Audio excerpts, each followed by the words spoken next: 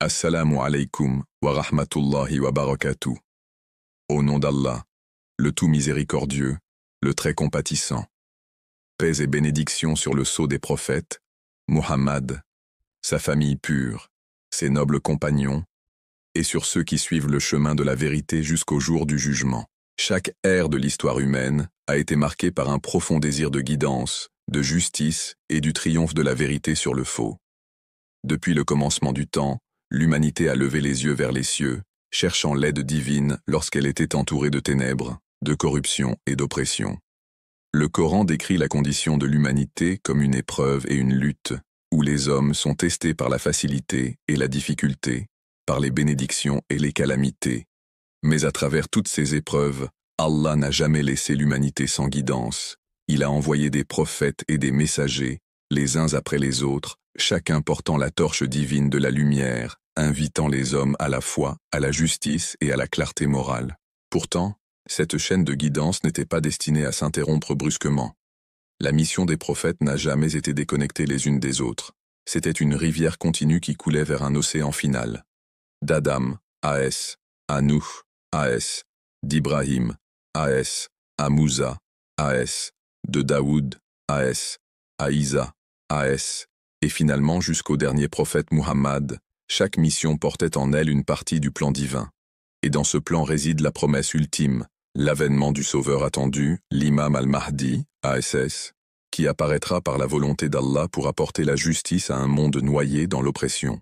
La croyance en l'imam Mahdi, AS, n'est pas un petit concept isolé. Elle n'est pas limitée à une seule secte ou même à une seule religion. Au contraire, c'est une idée universelle, une idée qui résonne dans les écritures, les traditions et les prophéties de nombreuses communautés à travers l'histoire. Pour les musulmans, la venue de l'imam Mahdi, AS, fait partie de l'accomplissement de la promesse divine d'Allah, une continuation de l'héritage des prophètes et la manifestation de la vérité dont le Coran nous rappelle sans cesse. Le prophète Muhammad a lui-même dit que même s'il ne restait qu'un seul jour de vie dans ce monde, Allah prolongerait ce jour jusqu'à ce qu'un homme issu de sa descendance, de la lignée de Fatima, AS, se lève pour remplir le monde de justice comme il avait été rempli d'injustice. Mais pourquoi cela importe-t-il? Pourquoi l'histoire de l'imam Mahdi, ABSS, devrait-elle nous concerner dans notre vie quotidienne, dans un monde où distraction, matérialisme et injustice nous entourent? La réponse réside dans la compréhension que l'imam Mahdi, AS, n'est pas une figure déconnectée, attendant isolément son heure. Au contraire, il est l'aboutissement des missions prophétiques, leurs luttes, leurs sacrifices, leurs espoirs et leurs prières.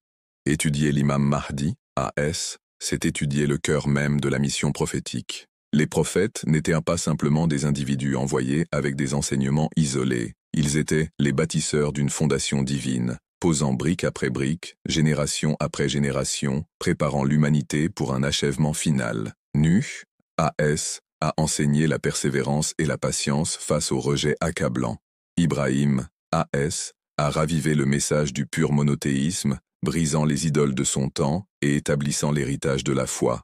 Moussa, AS, s'est tenu sans peur devant le plus arrogant tyran de l'histoire, Fir'aun, nous enseignant qu'aucune puissance, aussi grande soit-elle, ne peut résister à la volonté d'Allah. Issa, AS, a incarné la miséricorde, le sacrifice et le renouveau spirituel, nous montrant que l'amour et la vérité sont inséparables. Et Muhammad, le sceau des prophètes, a perfectionné le message de l'islam, le livrant comme un mode de vie complet jusqu'à la fin des temps. Pourtant, si tout cela était complet, pourquoi y a-t-il encore tant d'injustice, d'oppression, de sang versé et de mensonges dans le monde? Pourquoi les tyrans continuent-ils de s'élever? Pourquoi les innocents continuent-ils de souffrir? Et pourquoi le rêve de paix reste-t-il si lointain? La réponse se trouve dans la promesse divine du Mahdi. Sa mission n'est pas séparée de celle des prophètes, c'est l'acte final de leur drame, le fruit ultime des graines qu'ils ont plantées. Il se lèvera en tant qu'héritier de leur lutte, unifiant leur mission dans un achèvement grandiose. C'est pourquoi, étudier la connexion entre l'imam Mahdi, AS, et les missions des prophètes n'est pas seulement un exercice intellectuel, c'est un acte de renforcement de notre iman. Lorsque nous voyons comment les épreuves de Nuh, AS, le courage de Moussa, AS, la miséricorde de Isa, AS, la dévotion d'Ibrahim, AS, et le message de Muhammad, convergent tous dans le Sauveur attendu, nous commençons à comprendre que notre foi n'est pas aléatoire, mais divinement connectée. Cela nous donne la certitude que le plan d'Allah s'est toujours déroulé et que nous vivons un chapitre de cette histoire en cours. De plus, cette compréhension construit en nous une résilience. Dans les moments de désespoir, lorsque nous regardons le monde et que nous nous sentons sans espoir, nous souvenir de l'imam Mahdi, AS, et de son lien avec les prophètes, ravive notre force. Cela nous rappelle qu'Allah n'abandonne jamais sa création. Tout comme il a envoyé Nuh, AS, au temps du déluge, tout comme il a envoyé Moussa, AS, pour libérer les opprimés, tout comme il a élevé Issa, AS, pour guider un peuple perdu, il enverra le Sauveur final pour guérir les blessures du monde. La mission de l'imam Mahdi, AS, est donc la mission de chaque prophète réuni. C'est l'accomplissement de chaque prière que les prophètes ont faite, la victoire qu'ils espéraient mais qu'ils n'étaient pas destinés à voir de leur vivant. Nous, en tant que croyants, avons la chance de nous rattacher à cet héritage, de nous voir comme faisant partie du même mouvement divin, et de préparer nos âmes à être parmi les aides de l'imam lorsqu'il apparaîtra. Ainsi, ce voyage d'étude de l'imam Mahdi, AS, à travers le prisme des prophètes, n'est pas seulement académique, mais profondément spirituel. Il nous ramène à travers l'histoire, nous montrant comment chaque mission divine était une étape vers le Sauveur final. Et il nous pousse en avant, nous rappelant notre responsabilité de vivre avec foi, justice et espoir, afin que nous soyons dignes de nous tenir à ses côtés lorsque le temps de la réapparition arrivera. Depuis le tout début de l'histoire humaine, Allah n'a jamais laissé l'humanité sans guidance. Chaque fois que les gens s'écartaient du droit chemin, chaque fois qu'ils oubliaient l'alliance avec leur Créateur, et chaque fois que l'injustice, la corruption et l'arrogance se répandèrent sur la terre, Allah envoyait des prophètes pour leur rappeler la vérité. La mission de chaque prophète était une et la même dans son essence, appeler l'humanité à revenir à l'adoration d'Allah seul, établir la justice, et guider leur communauté vers une vie de pureté et de droiture. Bien que leurs circonstances aient différé, bien que leur nation ait eu des cultures, des luttes et des défis uniques, l'essence de leur mission était unifiée.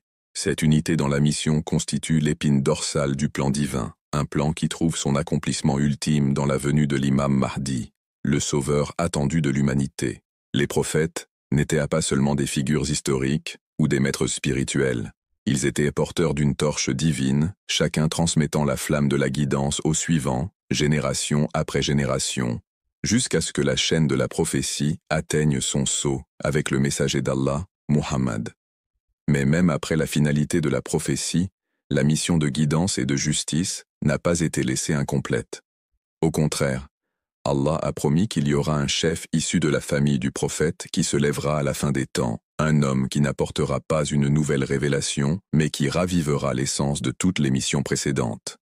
L'élévation de l'imam Mahdi n'est pas un événement détaché ou isolé, c'est l'aboutissement de chaque lutte passée, la récolte des semences plantées par les prophètes à travers l'histoire. La mission des prophètes tournait autour du tawhid, affirmer l'unicité d'Allah et rejeter toute forme d'idolâtrie et de fausseté. De la destruction intrépide des idoles par le prophète Ibrahim à la confrontation du prophète Moussa avec Pharaon, l'appel a toujours été le même. Il n'y a pas de divinité digne d'adoration en dehors d'Allah. Cette vérité fondamentale relie tous les prophètes. La mission de l'imam Mahdi ne sera pas différente. Dans un monde noyé dans le matérialisme, les idéologies fausses et l'adoration des désirs, l'imam Mahdi ravivera l'appel au tawhid pur, rétablissant l'alliance qui a résonné dans chaque message divin. Sa mission n'est pas une innovation, c'est une restauration. La restauration de la vérité pour laquelle chaque prophète a vécu et est mort. Un autre élément central de la mission des prophètes était la justice. Les prophètes ne sont pas venus simplement pour prêcher des idées abstraites ou des doctrines philosophiques. Ils sont venus pour établir la justice sur la terre, libérer les opprimés et apporter l'équilibre aux sociétés corrompues par les puissants et les arrogants. Le Coran déclare qu'Allah a envoyé ses messagers, avec des preuves claires, le livre et la balance, afin que les hommes établissent la justice. La justice n'a jamais été une question secondaire, elle était au cœur même de leur lutte. Le prophète Nu a enduré des siècles de moqueries et de rejets, tout en avertissant son peuple des conséquences de la corruption. Le prophète Moussa a affronté la puissance de l'empire de Pharaon pour libérer les bannis Israël. Le prophète Muhammad a transformé une société tribale et injuste en une communauté fondée sur l'égalité, la miséricorde et l'équité. Toutes ces luttes reflétaient la même exigence divine. Qu'aucun tyran ne domine la terre, qu'aucune âme opprimée ne reste sans voix, et que la justice d'Allah prévaille. La mission de l'imam Mahdi représente l'accomplissement final de cette exigence. Son émergence marquera la fin de la tyrannie sous sa forme la plus globale et la plus répandue, et son leadership garantira que la terre, pour la première fois dans son intégralité, connaisse la justice et la paix. La guidance était également au cœur de chaque mission prophétique. Les prophètes ne se contentaient pas de transmettre des lois, ils élevaient les âmes. Ils guérissaient les cœurs brisés, élevaient les gens hors de l'ignorance et transformaient les nations de l'intérieur. Le prophète Muhammad a été décrit dans le Coran comme celui qui purifiait son peuple, leur enseignait le livre et la sagesse, et les guidait des ténèbres vers la lumière. De la même manière, chaque prophète portait cette torche de guidance intérieure. L'imam Mahdi, même durant sa période de dissimulation, continue ce rôle de manière cachée. Sa réapparition rendra cette guidance manifeste à l'échelle mondiale. De la même manière que les prophètes illuminaient leur communauté, l'imam Mahdi illuminera le monde entier. Son leadership ne sera pas seulement politique, mais profondément spirituel, ramenant les cœurs à Allah et ravivant le sens des responsabilités chez les croyants. Lorsque nous réfléchissons aux luttes des prophètes, nous remarquons des thèmes récurrents.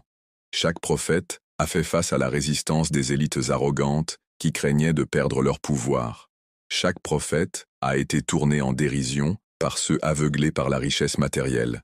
Chaque prophète a eu un groupe de fidèles sincères qui ont tout sacrifié pour la vérité, et chaque prophète a également enduré la trahison de ceux qui prétendaient croire mais ont échoué au test de loyauté. Ces thèmes ne sont pas des accidents de l'histoire, ce sont des schémas, des leçons divines répétées, afin que l'humanité puisse les reconnaître à chaque époque. Ils nous préparent à comprendre à quoi ressemblera la mission de l'imam Mahdi. De la même manière que les nations précédentes ont été éprouvées, la génération finale le sera aussi. De la même manière que les fidèles de nous sont montés dans l'arche tandis que les autres se sont noyés, les fidèles de l'imam Mahdi seront sauvés par leur allégeance tandis que les arrogants feront face à la destruction. Il est également important de réaliser que les prophètes n'ont pas œuvré isolément. Leur mission était des étapes dans un plus grand voyage. L'histoire de l'humanité, d'Adam à Muhammad, est un récit continu.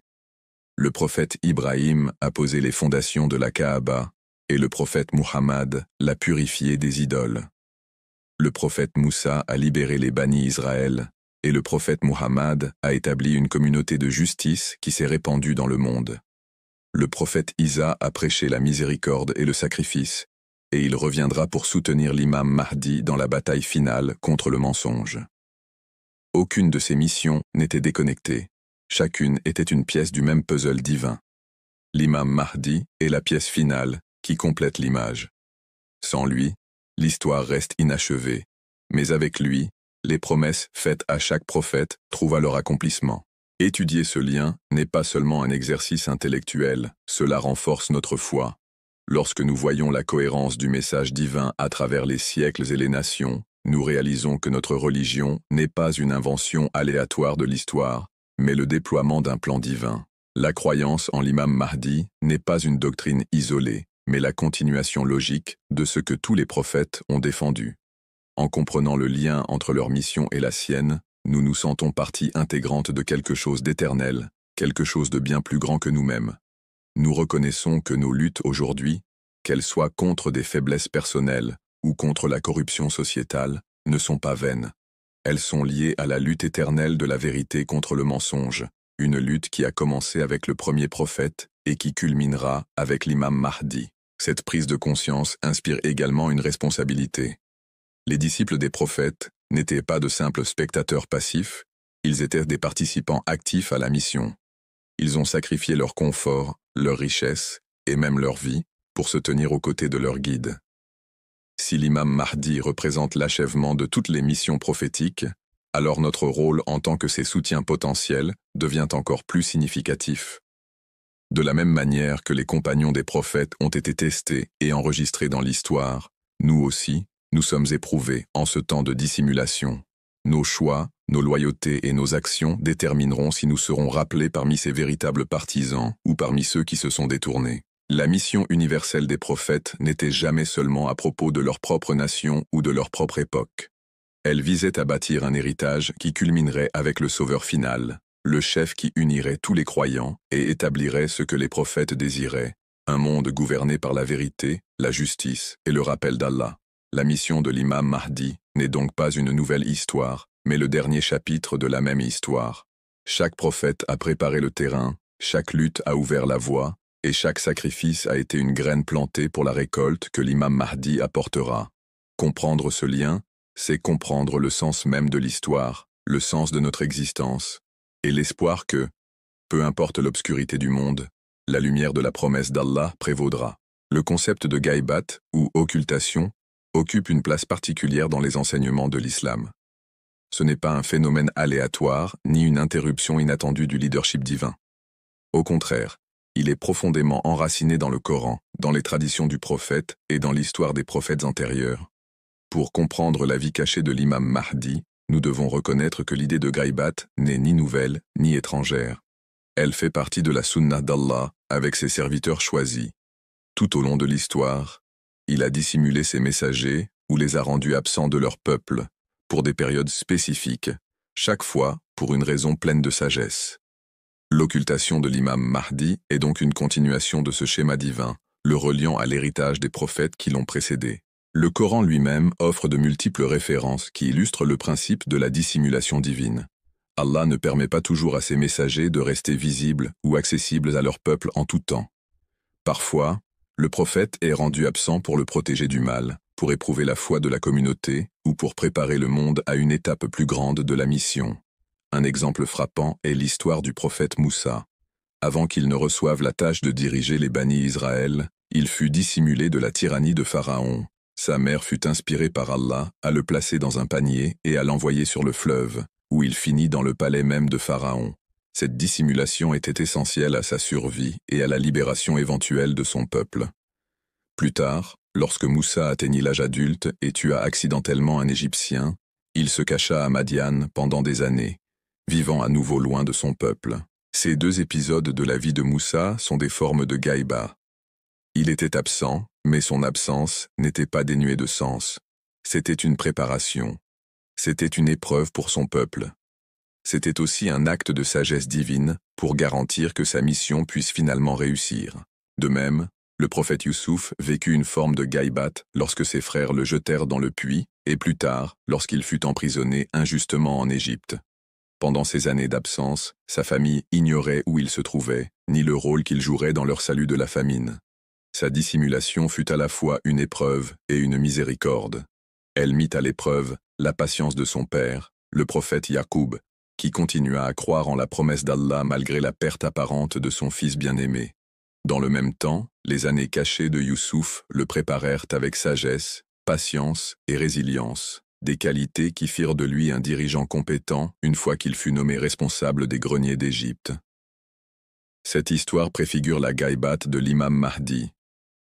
Tout comme Youssouf était vivant mais caché de son peuple, l'imam Mahdi vit en occultation, guidant les événements derrière le voile, préparant le moment où le monde le reconnaîtra. Un autre exemple puissant est le prophète Issa. Selon le Coran, il ne fut ni tué, ni crucifié, comme le croyaient ses ennemis, mais Allah l'éleva vers lui. Sa vie ne prit pas fin, mais sa présence physique fut cachée au peuple. Il demeure vivant dans le monde invisible, en attente de son retour à la fin des temps. C'est peut-être le parallèle le plus proche avec l'imam Mahdi, dont la vie se poursuit dans l'occultation jusqu'au moment fixé pour sa réapparition. La dissimulation de Issa est la preuve qu'Allah peut prolonger la vie de son serviteur choisi et le préserver au-delà des limites humaines ordinaires.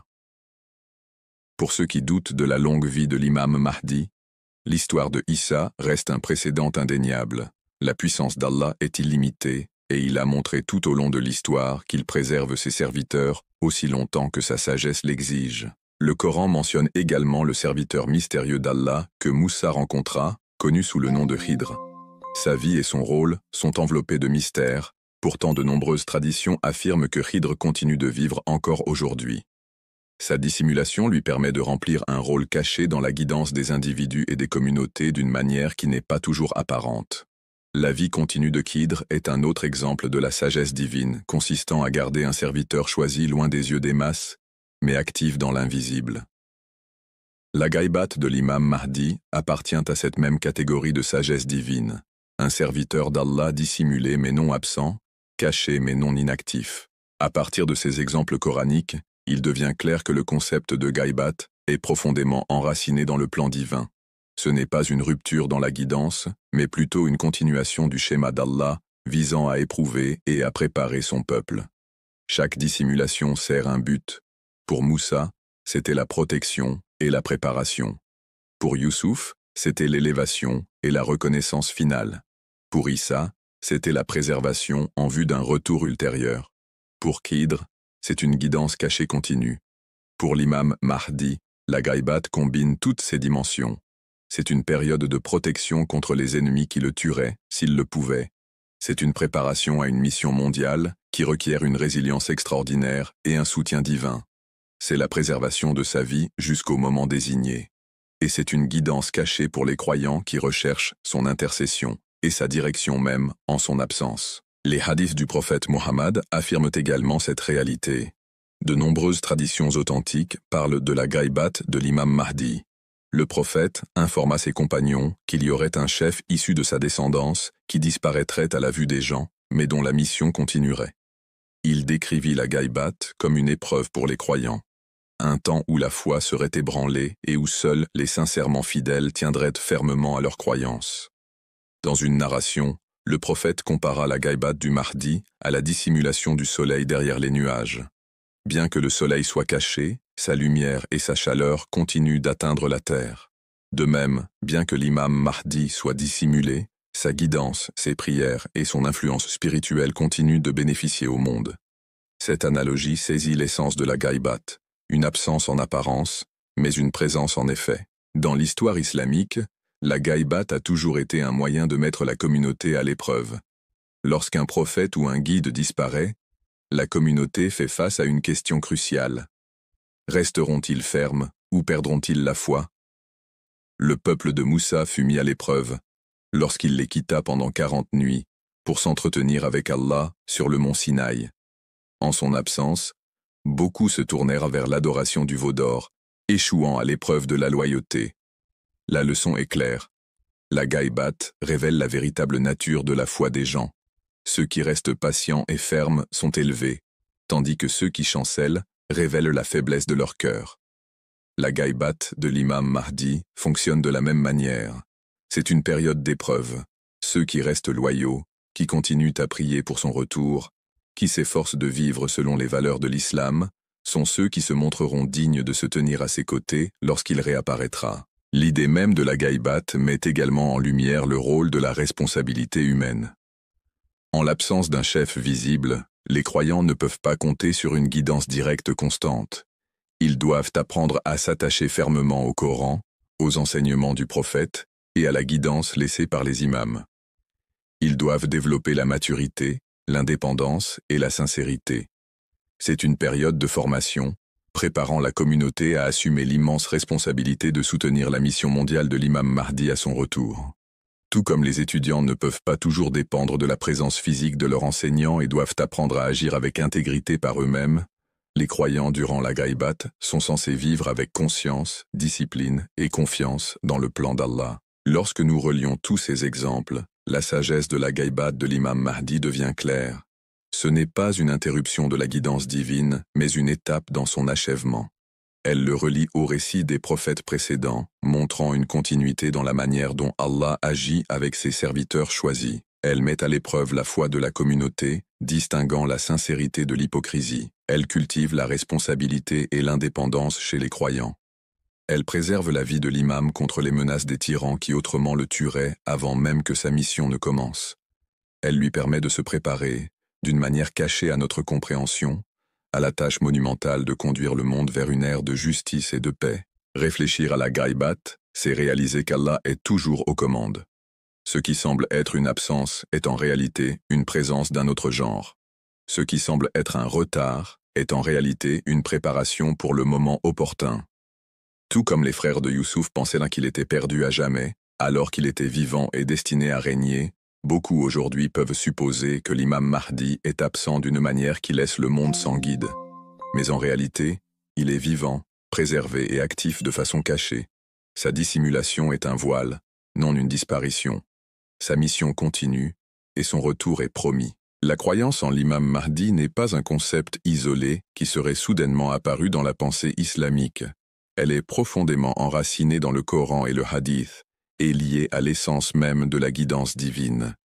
Allah ne laisse jamais sa création sans une hujja, une preuve vivante, qui veille à ce que le chemin de la vérité demeure vivant à chaque époque.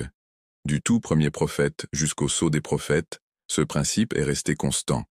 Après le prophète Muhammad, ce principe se poursuit à travers la lignée des Ahlul Bayt, culminant avec l'imam Mahdi, qui vit en occultation et dont la réapparition marquera la victoire ultime de la vérité sur le mensonge. Le Coran, bien qu'il ne mentionne pas l'imam Mahdi par son nom, donne de multiples indications concernant la venue d'un sauveur universel qui établira la justice après que le monde ait été rempli d'oppression.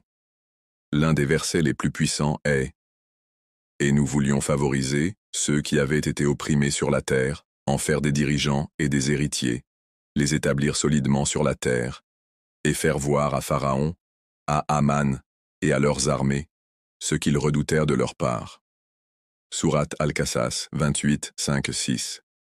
Ce verset reflète une promesse divine. Les opprimés ne resteront pas opprimés pour toujours. Ils se lèveront avec l'aide d'Allah, et les tyrans seront détruits. Bien qu'il ait été révélé dans le contexte de Bani Israël et de Pharaon, son sens s'étend universellement. Chaque époque connaît des oppresseurs et des opprimés, et l'accomplissement ultime de ce verset viendra avec la réapparition de l'imam Mahdi, lorsque toute oppression sera effacée à l'échelle mondiale. Un autre verset coranique dit « En vérité, c'est nous qui avons fait descendre le rappel, et en vérité, nous en sommes assurément les gardiens. » Sourate Al-Hijr 15, 9. La préservation du Coran ne se limite pas au texte seul. Sa préservation exige également un enseignant et protecteur vivant, quelqu'un qui veille à ce que son sens ne soit pas perdu dans la déformation. Les imams de l'Ahlul Bayt furent les gardiens de la connaissance coranique après le prophète, et en notre temps, l'imam Mahdi continue ce rôle. Son existence fait partie de la promesse d'Allah de sauvegarder son message final. Dans la sourate Al-Nour, 24-55, Allah déclare « Allah a promis à ceux d'entre vous qui croient et accomplissent de bonnes œuvres qu'il leur donnera assurément la succession sur la terre comme il l'a donné à ceux d'avant eux, qu'il établira pour eux leur religion, qu'il a agréée pour eux, et qu'il changera leur crainte en sécurité. » Ce verset expose clairement la promesse divine de succession, d'établissement de la foi et de sécurité. Bien que les premiers musulmans en aient vu des aperçus durant l'ère des biens guidés, son accomplissement complet est encore attendu. L'établissement final et absolu de la religion choisie par Allah sur la terre, où la peur sera remplacée par la paix, viendra sous la direction de l'imam Mahdi. Les hadiths précisent davantage ce que le Coran suggère. Le prophète parla explicitement de l'imam Mahdi à de nombreuses occasions, rapportées dans des sources sunnites comme chiites. Une narration dit « Même s'il ne restait qu'un seul jour avant la fin du monde, Allah prolongerait ce jour jusqu'à ce qu'il envoie un homme de ma famille, dont le nom sera comme le mien, et qui remplira la terre de justice comme elle a été remplie d'injustice. » Ce hadith, trouvé dans Sunan Abu Daoud, Jami' al-Tirmidhi et d'autres recueils, montre que la croyance en Mahdi n'est pas sectaire, mais fait partie de l'enseignement islamique principal.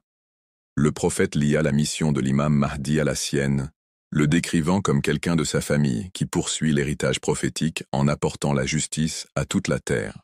Une autre narration dit « Le Mahdi sera de ma descendance, des descendants de Fatima ». Ce hadith précise l'identité du sauveur attendu. Il ne s'agit pas d'une figure vague, mais d'un individu spécifique issu de la famille du prophète, poursuivant la chaîne divine de guidance. C'est crucial car cela montre la continuité entre la mission du prophète et celle de l'imam Mahdi. La même lumière, le même esprit, la même guidance divine qui illumina l'humanité à travers le prophète continueront à travers le Mahdi. Le prophète décrivit également la portée universelle de la mission de l'imam Mahdi. Dans une narration, il dit « Il remplira la terre d'équité et de justice comme elle aura été remplie d'oppression et de tyrannie, et les habitants des cieux et de la terre seront satisfaits de lui. » Cela montre que le rôle de l'imam Mahdi ne se limite pas à une région ou une nation. Sa mission est universelle, en accord avec la vision coranique de justice pour tous. Chaque prophète est venu pour établir la justice, mais leur mission était localisée à leur peuple particulier. La mission de l'imam Mahdi, en revanche, est mondiale. Il est l'aboutissement de toutes les missions prophétiques, réalisant ce pourquoi elles ont toutes lutté. La comparaison entre la mission de l'imam Mahdi et celle des prophètes est frappante. Par exemple, le prophète Nouh travailla sans relâche pour sauver l'humanité de la corruption et de l'incrédulité, mais seuls quelques-uns le suivirent, et le reste fut détruit par le déluge. Son combat reflète la résistance de l'humanité à la vérité, mais aussi la miséricorde d'Allah en préservant les justes. L'imam Mahdi fera face à un monde similaire de corruption et d'incrédulité, mais contrairement à nous, il réussira à transformer la majorité, et pas seulement un petit groupe. Le prophète Ibrahim se dressa contre l'idolâtrie et la tyrannie, proclamant l'unicité d'Allah dans une société noyée dans le shirk. Son combat contre Nimrod symbolise le conflit éternel entre le tawhid et le faux. La mission de l'imam Mahdi sera la bataille finale dans ce conflit, éradiquant toutes les formes d'idolâtrie, de matérialisme et de tyrannie, établissant le pur tawhid sur la terre. Le prophète Moussa affronta Pharaon, l'incarnation de l'oppression, libérant Bani Israël avec l'aide d'Allah. L'imam Mahdi affrontera des pharaons modernes, des systèmes d'oppression, d'injustice mondiale et d'arrogance. Comme Moussa, il libérera les opprimés, mais contrairement à Moussa, sa mission couvrira le globe entier. Le prophète Isa répandit un message de miséricorde et de spiritualité, affrontant l'hypocrisie et le formalisme rigide. Sa mission reste inachevée, car son retour aux côtés de l'imam Mahdi est annoncé dans le hadith. Ensemble, ils unifieront l'humanité sous la bannière de la vérité, montrant l'interconnexion des missions prophétiques. Isa descendra, priera derrière l'imam Mahdi et le reconnaîtra comme le dirigeant désigné par Allah, confirmant l'unité de leur mission. Même le prophète Muhammad, dont la mission est universelle et finale, laissa derrière lui la responsabilité de la continuité. Ces paroles, « Je laisse parmi vous deux choses précieuses, le livre d'Allah et ma famille, Ahlul Bayt. Si vous vous y attachez, vous ne vous égarerez jamais », rendent clair que la guidance divine se poursuit à travers le Coran et les imams. L'imam Mahdi est l'incarnation vivante de ce hadith, la preuve que la guidance est continue et que la Oumma n'est jamais abandonnée. La comparaison met en évidence que la mission de chaque prophète faisait partie d'une chaîne divine, préparant l'humanité au sauveur final. Nouh construisit l'arche du salut. Ibrahim brisa les idoles du mensonge. Moussa libéra les opprimés. Isa répandit la miséricorde. Muhammad compléta le message. La mission de l'imam Mahdi est la synthèse de tout cela.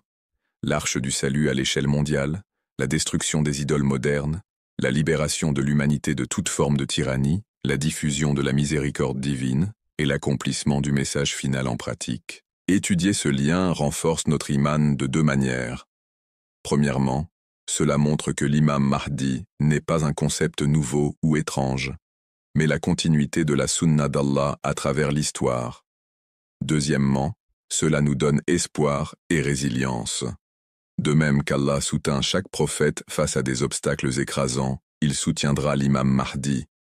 Les croyants trouvent donc leur force en sachant que leur rôle dans l'attente et le soutien du Mahdi fait partie du même combat qui a défini la vie de tous les prophètes. Le Coran et les hadiths tissent ensemble l'image de l'imam Mahdi, non pas comme une figure isolée, mais comme l'héritier de toutes les missions prophétiques. Sa réapparition ne vengera pas seulement les luttes du passé, mais les mènera aussi à leur aboutissement ultime. Depuis des siècles, l'humanité a été témoin de l'oppression, de l'injustice et de la tyrannie. Les histoires des prophètes montrent que la vérité prévaut toujours, même après des épreuves. La venue de l'imam Mahdi sera la manifestation ultime de cette promesse divine, le jour où le monde goûtera enfin à la justice et à la paix que tous les prophètes ont tant espéré. L'histoire du prophète Nuh, A.S., est l'un des récits les plus profonds du Coran, non seulement en raison de sa profondeur historique, mais aussi en raison de sa signification symbolique pour toutes les générations. Nu a vécu à une époque où l'humanité s'était éloignée du chemin de Dieu. L'idolâtrie, l'arrogance, la corruption et la décadence morale dominaient la société. Des générations après le prophète Adam, les gens avaient lentement remplacé l'adoration d'Allah par celle des idoles, suivant leurs désirs et inventant de faux dieux. Au lieu de l'humilité, ils vivaient dans l'orgueil. Au lieu de la justice, ils bâtissaient des systèmes d'oppression. Au lieu de l'unité, ils vivaient dans la rébellion contre leur Créateur. C'est dans cet environnement de ténèbres qu'Allah envoya le prophète Nuh avec la mission de Da'wa, de patience et finalement de purification. Nuh appela son peuple à l'adoration d'Allah seul. Son message était simple mais révolutionnaire. Abandonnez les faux dieux, purifiez vos cœurs et retournez vers celui qui vous a créé. Il leur rappela les bénédictions dont ils jouissaient, les cieux, les rivières, les récoltes, le bétail, tout signe de la miséricorde d'Allah. Mais son peuple résista. Ils se moquèrent de lui, ridiculisèrent ses paroles et rejetèrent son appel comme une folie. Pendant plus de 900 ans, Nuh persista. Il leur parla en public et en privé, de jour comme de nuit, avec des paroles d'avertissement et avec des paroles de miséricorde. Pourtant, seul un petit nombre de personnes crut en lui. Les autres le rejetèrent avec obstination, disant « N'abandonnez pas vos dieux, n'abandonnez ni Wad, ni Suwa, ni Yagut, ni Yahuk, ni Nasr. » Coran 71-23. Leur arrogance les aveuglait et leurs idoles devinrent des symboles de leur rébellion. La mission de Nuh est une leçon de patience. Peu de prophètes ont enduré de si longues années de rejet et de moquerie, pourtant il ne perdit pas espoir. Il avait confiance dans la promesse d'Allah et continua sa da'wa jusqu'à ce qu'Allah lui révèle que plus personne de sa nation ne croirait. À ce moment, Nuh reçut l'ordre de construire une arche, un vaisseau de salut pour les croyants. Cette arche n'était pas seulement une structure physique, elle symbolisait la protection divine, l'abri de la foi qui transporte les justes à travers la tempête de destruction. Lorsque le moment désigné arriva, le déluge survint, une purification pour la terre. Les arrogants se noyèrent, et les humbles furent sauvés. L'humanité reçut un nouveau départ grâce à la survie de Nuh et de ses partisans. Cette histoire n'est pas seulement un souvenir lointain, elle présente de profondes parallèles avec la mission de l'imam Mahdi. De même que Nuh fut envoyé à une époque de ténèbres, l'imam Mahdi surgira à un moment où le monde sera rempli de corruption, d'oppression et d'arrogance. Les idoles modernes ne prennent peut-être pas toujours la forme de statues de pierre, mais elles se manifestent dans le matérialisme, l'avidité, le nationalisme, l'injustice et l'adoration aveugle du pouvoir et du désir. Tout comme le peuple de Nuh fermait ses oreilles à la vérité, beaucoup, à la fin des temps, ignoreront la guidance divine et vivront comme si Dieu n'existait pas. Le Coran décrit des gens, en tout temps, qui se moquent des messagers en disant « Ce n'est rien d'autre qu'un homme comme vous qui veut prendre l'ascendant sur vous. » 23-24. Les mêmes accusations portées contre Nuh résonneront à l'époque du Mahdi. La mission de l'imam Mahdi est, en essence, la continuation du combat de Nuh mais à une échelle mondiale. Là où Nuh appelait sa nation à la purification et à la foi, l'imam Mahdi appellera le monde entier. Là où l'arche de Nuh sauva une petite communauté de croyants, l'imam Mahdi établira une arche de justice qui englobe toute la terre. Sa direction sera le vaisseau qui transportera l'humanité du déluge de la corruption jusqu'au rivage de la justice divine. La différence est que, tandis que le déluge de Nuh était d'eau, la purification de l'imam Mahdi sera faite par la vérité, la justice et l'autorité divine. Au lieu de noyer des corps, sa mission noiera la tyrannie, l'avidité et l'arrogance. Au lieu de balayer des villes avec des vagues, il balayera les systèmes d'oppression avec la lumière de la justice divine. Il existe aussi une profonde leçon de patience entre ces deux missions. La patience de Nuh s'est étendue sur des siècles, et elle reflète la patience de l'imam durant sa gaïba. Bien que caché à la vue, l'imam Mahdi continue de guider et de protéger, attendant le moment fixé par Allah. Tout comme Nuh demeura ferme même lorsque les gens l'abandonnèrent, l'imam demeure ferme même lorsque la majorité de l'humanité vit sans être consciente de lui. Sa patience n'est pas passive, elle est intentionnelle. Il attend que le monde atteigne un point où sa corruption devienne insupportable et où l'humanité elle-même crie pour la justice. À ce moment-là, Allah lui donnera la permission de se lever, tout comme Allah ordonna à Nuh de construire l'arche et de se préparer au déluge. Le concept de purification relie également ces deux missions. À l'époque de Nuh, la terre fut purifiée physiquement de la corruption de son peuple. Le déluge effaça des générations de rébellion, ne laissant derrière que les graines de la droiture. À l'époque de l'imam Mahdi, la purification sera morale, spirituelle et sociétale. Le faux sera déraciné, l'oppression démantelée et la corruption effacée. Ce ne sera pas une solution temporaire, mais un nettoyage final et global, garantissant que la justice et la vérité dominent la terre comme jamais auparavant. Un autre parallèle réside dans les croyants. À l'époque de Nuh, seuls quelques-uns restèrent fidèles, moqués par la société mais choisis par Allah pour le salut. À l'époque de l'imam Mahdi, ceux qui l'attendent véritablement sembleront eux aussi peu nombreux comparés à la population mondiale. Mais de même que le petit groupe de Nuh porta la semence d'une nouvelle humanité, les partisans de l'imam Mahdi seront le fondement d'un nouvel ordre mondial basé sur la justice divine. Le Coran dit « Et peu de mes serviteurs sont véritablement reconnaissants » 34-13.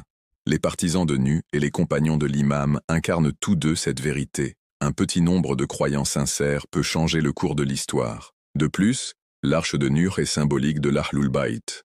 Le prophète Muhammad a dit « L'exemple de ma famille parmi vous est comme l'arche de Nuh. Quiconque y embarque sera sauvé, et quiconque s'en détourne sera noyé. » Ce hadith relie directement la mission de Nuh aux imams, en particulier à l'imam Mahdi. De même que l'arche de Nuh fut le seul refuge sûr lors du déluge, la guidance de l'imam est le seul refuge dans le déluge de confusion et de fausseté qui entoure l'humanité. Sans l'imam, les gens sont perdus dans les vagues de l'égarement. Avec lui, ils sont conduits en sécurité. Cette comparaison nous rappelle également l'importance de la préparation. Nuh construisit l'arche avant l'arrivée du déluge, guidé par l'instruction divine, même lorsque les gens se moquèrent de lui. De même, les partisans de l'imam Mahdi se préparent dès maintenant, avant sa réapparition, en construisant l'arche spirituelle de la foi, de la patience et de la préparation. Quand il surgira, ceux qui se seront préparés le rejoindront, tandis que ceux qui se seront moqués ou auront ignoré l'appel se retrouveront noyés dans l'effondrement des systèmes injustes auxquels ils faisaient confiance. Dans les deux missions, le thème ultime est l'espérance. Pour Nuh, le déluge n'était pas seulement une destruction, c'était l'aube d'un nouveau commencement. Pour l'imam Mahdi, l'éradication de l'oppression n'est pas seulement la fin de la corruption, mais le début d'un nouveau monde rempli de paix, d'équité et de guidance divine. Le parallèle est puissant. Une mission purifia une seule génération et donna à l'humanité une chance de recommencer. L'autre purifiera le monde entier et inaugurera l'ère finale de justice promise par Allah. Lorsque nous réfléchissons à l'histoire de Nuh et que nous la comparons à celle de l'imam Mahdi, nous réalisons que l'histoire n'est pas une succession aléatoire d'événements. C'est un plan divin qui se déroule, préparant l'humanité étape par étape pour le sauveur ultime. Chaque prophète porta une part de cette mission, et l'histoire de Nuh est un rappel de la gravité de la corruption et de la certitude de la justice divine. L'imam Mahdi est le dernier maillon, celui qui accomplira la promesse divine selon laquelle la vérité triomphera complètement et l'injustice sera effacée à jamais. La mission de Nuh n'est donc pas seulement une histoire du passé, c'est un miroir qui reflète la mission de l'avenir. Sa patience reflète la patience de l'imam. Son arche reflète la guidance de l'Ahlul Bayt. Son déluge reflète la purification mondiale à venir. Et son petit groupe de croyants reflète les compagnons de l'imam Mahdi, dont la loyauté transformera le monde. À travers ces parallèles, notre foi s'approfondit et notre compréhension de l'histoire devient plus claire. La mission de Nuh fut une fondation. La mission de l'imam Mahdi sera son accomplissement ultime. L'histoire du prophète Moussa, A.S., est l'un des récits les plus détaillés et puissants du Coran. Plus que tout autre prophète, sa mission est racontée encore et encore, car elle porte des leçons intemporelles pour chaque génération. La vie de Moussa reflète la bataille éternelle entre la vérité et le mensonge, entre la justice divine et la tyrannie humaine, entre la foi et l'arrogance. La confrontation entre Moussa et Pharaon n'était pas seulement un affrontement entre deux individus. C'était un symbole de la lutte qui continue jusqu'au dernier sauveur, l'imam Mahdi, qui affrontera les Pharaons modernes du monde. En réfléchissant à la mission de Moussa, Nous voyons un miroir de ce que l'humanité vivra à nouveau lorsque l'imam Mahdi se lèvera pour établir la justice sur toute la terre. Pharaon n'était pas seulement un roi, il était l'incarnation de l'arrogance et de l'oppression. Il gouvernait l'Égypte d'une main de fer, se proclamant Seigneur suprême. « Je suis votre Seigneur, le Très-Haut ». Coran, 79, 24. Son système reposait sur l'exploitation des faibles, l'asservissement de Bani Israël, et la justification de son pouvoir par la peur et la propagande. Il manipulait son peuple avec arrogance et fausses promesses, créant un empire où l'injustice semblait permanente. Pour maintenir son contrôle, il divisait la société, opposant des groupes les uns aux autres, comme le dit le Coran. En vérité, Pharaon s'éleva avec arrogance sur la terre et divisa ses habitants en factions, opprimant un groupe parmi eux, égorgeant leurs fils et laissant leurs femmes en vie. En vérité, il était parmi les corrupteurs. 28.4. L'oppression de Pharaon représente le sommet de la tyrannie humaine, le même type de tyrannie qui dominera le monde avant la venue de l'imam Mahdi. Dans un tel contexte, Allah envoya Moussa comme son serviteur choisi pour affronter le tyran le plus puissant de son époque. La mission de Moussa n'était pas simplement de libérer Bani Israël, elle consistait à montrer à l'humanité que, peu importe la force du mensonge, il ne peut résister à la vérité. Avec les miracles accordés par Allah, le bâton qui se transforma en serpent, la main lumineuse, l'ouverture de la mer, Moussa se dressa contre les magiciens de Pharaon et son armée, dévoilant leur tromperie et démontrant que le pouvoir divin triomphe toujours de la tromperie humaine. Son appel était clair, n'adorez qu'Allah, abandonnez l'arrogance et soumettez-vous au Créateur des cieux et de la terre. Pourtant, la mission de Moussa n'était pas seulement un combat contre Pharaon, c'était aussi une épreuve pour Bani Israël. Ils avaient souffert de l'oppression pendant des générations, et lorsque la libération arriva enfin, leur foi était encore fragile. Ils se plaignirent dans le désert, demandèrent à Moussa de la nourriture et des idoles, et peinèrent à faire confiance aux promesses d'Allah. Cela montre que la libération ne consiste pas seulement à briser des chaînes physiques, il s'agit de libérer les cœurs de la peur, du doute et du matérialisme. La mission de Moussa nous enseigne que même lorsque l'aide divine arrive, les gens doivent être spirituellement préparés à marcher sur le chemin de la justice. Ce thème devient encore plus important lorsque nous considérons la mission de l'imam Mahdi. Le Coran nous rappelle à plusieurs reprises l'histoire de Moussa car elle est un aperçu de la lutte finale. Tout comme Moussa affronta Pharaon, l'imam Mahdi affrontera des tyrans qui agissent comme des Pharaon dans leur arrogance. Aujourd'hui, le monde est dominé par des systèmes qui exploitent les faibles, répandent l'injustice et manipulent les masses avec de la propagande, à l'image de Pharaon. Au lieu d'asservir Bani Israël, ces tyrannies modernes asservissent les nations par la dette, le matérialisme, l'oppression et les guerres. Au lieu de proclamer ouvertement « Je suis votre Seigneur », elles affirment leur domination par des idéologies qui nient Dieu, adorent le pouvoir et corrompent la terre. Le sauveur final se lèvera pour affronter ces forces, tout comme Moussa se leva contre Pharaon. L'histoire de Moussa montre aussi que la victoire ne vient pas instantanément. Il dut affronter Pharaon encore et encore, apportant des signes, prononçant des paroles de vérité et faisant face au rejet. Pharaon et ses chefs accusèrent Moussa de sorcellerie, de folie et de complot contre le royaume. Ils tentèrent de le tuer, d'intimider son peuple et de répandre des mensonges. Pourtant, Moussa n'abandonna jamais sa mission. Il resta ferme jusqu'à ce que l'ordre d'Allah arrive. Alors nous inspirâmes à Moïse. Frappe la mer de ton bâton, et elle se fendit, chaque partie étant comme une immense montagne. 26, 63. Ce moment de délivrance montre que lorsque toutes les portes semblent fermées, Allah ouvre un chemin pour les croyants. L'élévation de l'imam Mahdi viendra également à un moment où l'humanité se sentira piégée, où l'oppression semblera inévitable, où la vérité semblera acculée. Alors, avec la permission d'Allah, il ouvrira un chemin vers la justice qu'aucun n'aurait pu imaginer. Un parallèle frappant réside dans l'épreuve des partisans. Bani Israël, malgré les miracles, vacilla dans sa foi. Certains voulaient retourner en Égypte, préférant l'esclavage aux épreuves du désert. D'autres demandèrent à Moussa de leur créer des idoles, montrant à quel point la corruption avait pénétré leur cœur. Cela nous enseigne que même lorsque le Sauveur apparaît, tout le monde ne sera pas prêt à le suivre avec patience et confiance. Les compagnons de l'imam Mahdi seront eux aussi mis à l'épreuve. Leur loyauté, leur sacrifice et leur volonté d'endurer les épreuves les distingueront de la masse. Tout comme Bani Israël dut passer d'une communauté brisée et opprimée à une nation forte et fidèle, de même, les partisans de l'imam doivent se préparer spirituellement et moralement à le soutenir. La mission de Moussa souligne également l'usage des signes divins pour vaincre le mensonge. Les magiciens de Pharaon étaient la fierté de son empire, symbole de son contrôle sur les esprits et l'imagination. Pourtant, lorsqu'ils virent la vérité dans le miracle de Moussa, ils tombèrent immédiatement en prosternation, déclarant leur foi dans le Seigneur de Moussa et Haroun. La colère de Pharaon ne put ébranler leurs convictions. Cela montre que la vérité a un pouvoir qui transperce même les illusions les plus fortes. À l'époque de l'imam Mahdi, lorsque les mensonges, les fausses idéologies et la propagande mondiale domineront le monde, sa mission exposera également le mensonge avec une telle clarté que même ceux qui s'y opposaient reconnaîtront la vérité.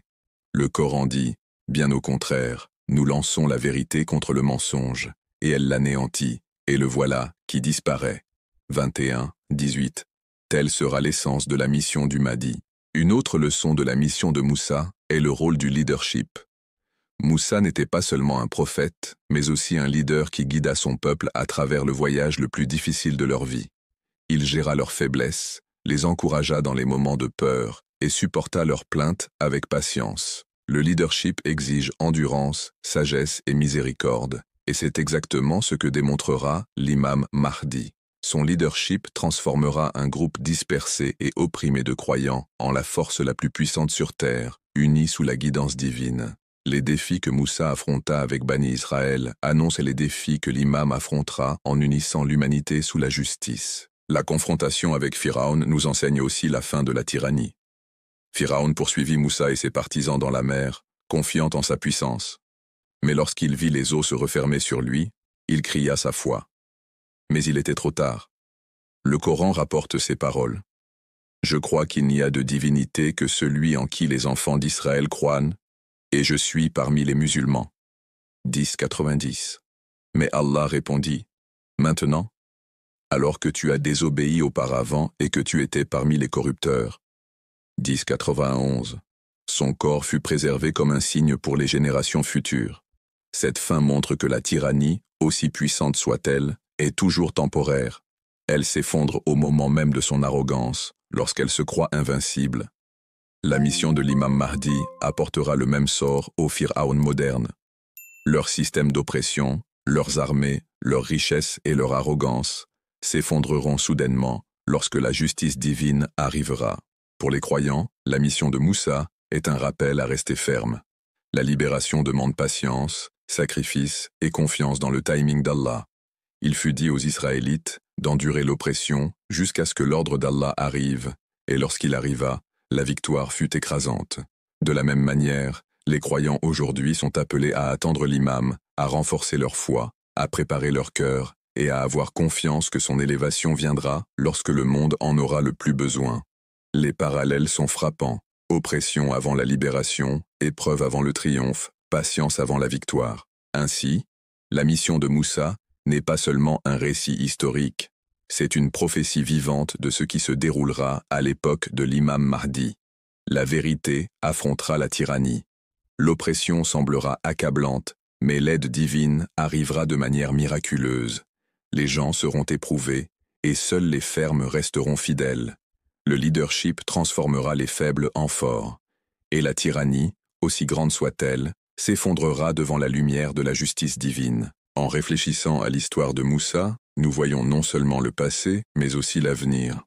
Nous réalisons que le plan d'Allah se déroule en motif. Les luttes des prophètes ne sont pas des événements isolés, mais des chapitres d'un seul livre, préparant l'humanité au dernier chapitre écrit par l'imam Mahdi. Tout comme Moussa libéra Bani Israël de Pharaon, l'imam Mahdi libérera le monde des Pharaon modernes. Tout comme la mission de Moussa se termina par l'effondrement spectaculaire de la tyrannie, la mission de l'imam se terminera par le triomphe complet de la justice sur l'injustice.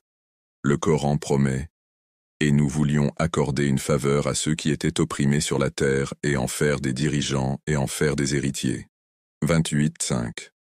Ce verset s'appliquait à Bani Israël à l'époque de Moussa, et il s'applique au monde entier à l'époque du Mahdi. En fin de compte, l'histoire de Moussa est une histoire d'espoir. Elle nous dit qu'aucun Pharaon ne dure éternellement, qu'aucun système d'oppression n'est permanent, qu'aucune propagande ne peut effacer la vérité. Elle nous dit que l'aide d'Allah est toujours proche, même lorsque la mer est devant et les armées derrière. Et elle nous dit que la promesse de la libération est réelle, une promesse qui trouvera son accomplissement final dans la mission de l'imam Mahdi, le sauveur attendu qui se lèvera pour établir la justice sur toute la terre. La vie et la mission du prophète Isa, A.S., occupent une place unique et spéciale dans l'histoire de l'humanité. Il fut envoyé comme messager de miséricorde, porteur de vérité et guide pour les enfants d'Israël à une époque où leur cœur s'était endurci et où leur religion avait été déformée. Son message ne portait pas seulement sur la loi et les commandements, mais aussi sur l'esprit et la compassion, sur la revivification d'une foi devenue creuse. Le Coran le présente comme un signe de la puissance d'Allah, né sans père, parlant depuis le berceau, guérissant les malades et ressuscitant les morts par la permission d'Allah. Toute sa mission était centrée sur la démonstration que la vraie foi ne se trouve pas dans les rituels vides ou le pouvoir politique, mais dans la sincérité, l'humilité et la proximité avec Allah. Les paroles d'Isa portaient une profonde tendresse. Il appelait son peuple à n'adorer qu'Allah, à purifier leur cœur, à traiter les autres avec bonté et à éviter l'hypocrisie. Ces miracles n'étaient pas des démonstrations de puissance destinées à susciter l'émerveillement, ils étaient des signes de miséricorde. Guérir les aveugles et les lépreux, nourrir les affamés et montrer de la compassion envers les opprimés reflétait l'essence de sa mission, ramener les gens à Dieu par l'amour et la vérité. Cet accent mis sur la miséricorde explique pourquoi le Coran le qualifie de parole d'Allah et de esprits venant de lui.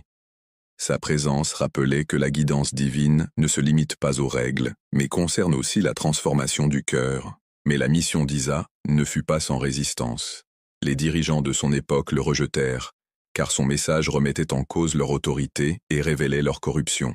Ils l'accusèrent de mensonge, complotèrent contre lui et cherchèrent à le réduire au silence. Le Coran nous dit qu'ils tentèrent de le tuer, mais qu'Allah l'éleva vers lui, le sauvant de leur complot. Ce moment est crucial, car il établit la croyance, à la fois en islam et en christianisme, qu'Isa ne mourut pas d'une mort ordinaire, mais qu'il fut élevé par Allah et qu'il reviendra à la fin des temps. Sa mission n'est donc pas achevée. Elle reste suspendue dans l'histoire, en attente de son accomplissement final à l'époque de l'imam Mahdi. La croyance au retour d'Isa est un point d'unité entre les religions. Les chrétiens attendent son retour. Les musulmans l'affirment, et même d'autres traditions évoquent l'attente d'une figure salvatrice. En islam, cette croyance est directement liée à la mission de l'imam Mahdi. Lorsque le monde se noiera dans l'injustice, lorsque la tyrannie semblera inébranlable, lorsque le faux messie, le Dajjal, répandra la tromperie et le chaos, Mahdi et Isa apparaîtront ensemble. Leur mission, bien que distincte, convergeront dans un plan divin destiné à restaurer la vérité et la justice sur terre. Le retour d'Isa est décrit dans les hadiths avec une grande clarté. Il descendra des cieux, les mains posées sur les ailes des anges, le visage rayonnant et sa mission renouvelée. Mais cette fois, il ne reviendra pas comme un prophète indépendant, avec une nouvelle loi. Au contraire, il viendra comme un soutien à l'imam Mahdi, s'alignant avec le dernier guide divin de ce monde. Cela montre l'humilité d'Isa et la sagesse du plan d'Allah. Bien qu'Isa soit l'un des plus grands messagers, son rôle à la fin sera de renforcer la mission du Mahdi, montrant que même le plus grand doit servir l'objectif ultime de justice sous le commandement d'Allah. Ce partenariat est l'un des aspects les plus beaux du récit de la fin des temps. L'imam Mahdi se lèvera de la terre, parmi les descendants du prophète Muhammad, sallallahu wa ta'ala, portant le flambeau de la justice divine. Isa descendra des cieux, revenant pour achever sa mission. Ensemble, ils incarneront l'unité des croyants à travers le temps et les traditions. Mahdi dirigera la communauté, et Isa priera derrière lui, symbolisant la continuité de la prophétie et l'unité de la foi. Ce moment ne concerne pas seulement le leadership, mais la destruction des murs de division. Il montrera aux juifs, chrétiens et musulmans que la vérité a toujours été une, et que les messagers d'Allah sont unis dans leur but. Le rôle d'Isa, après l'apparition du Mahdi, est spécifiquement lié à la défaite du Dajjal, le grand trompeur. Le Dajjal représente l'apogée du mensonge, l'incarnation de l'arrogance et de la tromperie. Il accomplira des miracles pour tromper les gens, prétendra à la divinité et créera un monde d'illusions. Son épreuve sera la plus grande que l'humanité ait jamais connue. C'est Isa qui recevra l'honneur de mettre fin à cette épreuve. Selon les narrations, Isa affrontera le Dajjal et le tuera, détruisant la plus grande source de mensonges sur terre. Cet acte symbolisera le triomphe final de la vérité sur la tromperie, tandis que Mahdi guidera la communauté, établira la justice et purifiera la terre. Isa éliminera le plus grand ennemi de l'humanité, ouvrant la voie à un monde de paix. Dans ce partenariat, nous voyons un équilibre profond.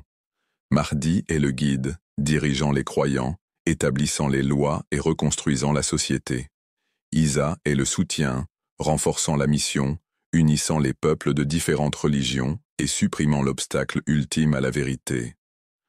Cela montre que la lutte pour la justice n'est pas la mission d'un seul homme, mais un effort collectif guidé par Allah. Même le retour d'un prophète aussi grand qu'Isa servira à la mission plus large de justice que le Mahdi est destiné à accomplir. Les parallèles entre la première mission d'Isa et son rôle final sont frappants. La première fois, il fut rejeté par beaucoup, trahi par son peuple et enlevé avant d'achever sa tâche. Lorsqu'il reviendra, il sera accepté, honoré et victorieux. La première fois, sa mission fut marquée par le sacrifice et la patience. La seconde, elle culminera dans le triomphe. La première fois, il fit face à l'opposition de dirigeants corrompus et de faux prétendants à l'autorité. La seconde, il détruira le plus grand des faux prétendants, le Dajjal. Cela montre que l'histoire évolue en cycle et que le plan d'Allah atteint toujours son achèvement. Pour les croyants, le retour d'Isa aux côtés de l'imam Mahdi porte de profondes leçons. Il enseigne l'humilité. Peu importe la grandeur d'un homme, il doit se soumettre à l'ordre divin. Isa lui-même suivra la direction du Mahdi, nous montrant que la véritable grandeur réside dans le service au plan d'Allah et non dans la recherche du statut. Il enseigne l'unité, que les différences de culture, d'histoire ou de tradition peuvent disparaître quand la vérité est reconnue. Juifs, chrétiens et musulmans trouveront en Isa et Mahdi l'accomplissement de leurs plus profondes espérances et les divisions s'effaceront. Et il enseigne l'espérance. Peu importe l'obscurité du monde, peu importe la puissance du mensonge, l'aide divine viendra. Le retour d'Isa guérira également les incompréhensions de l'histoire. Pendant des siècles, des débats sur sa vie et sa mission ont divisé les peuples.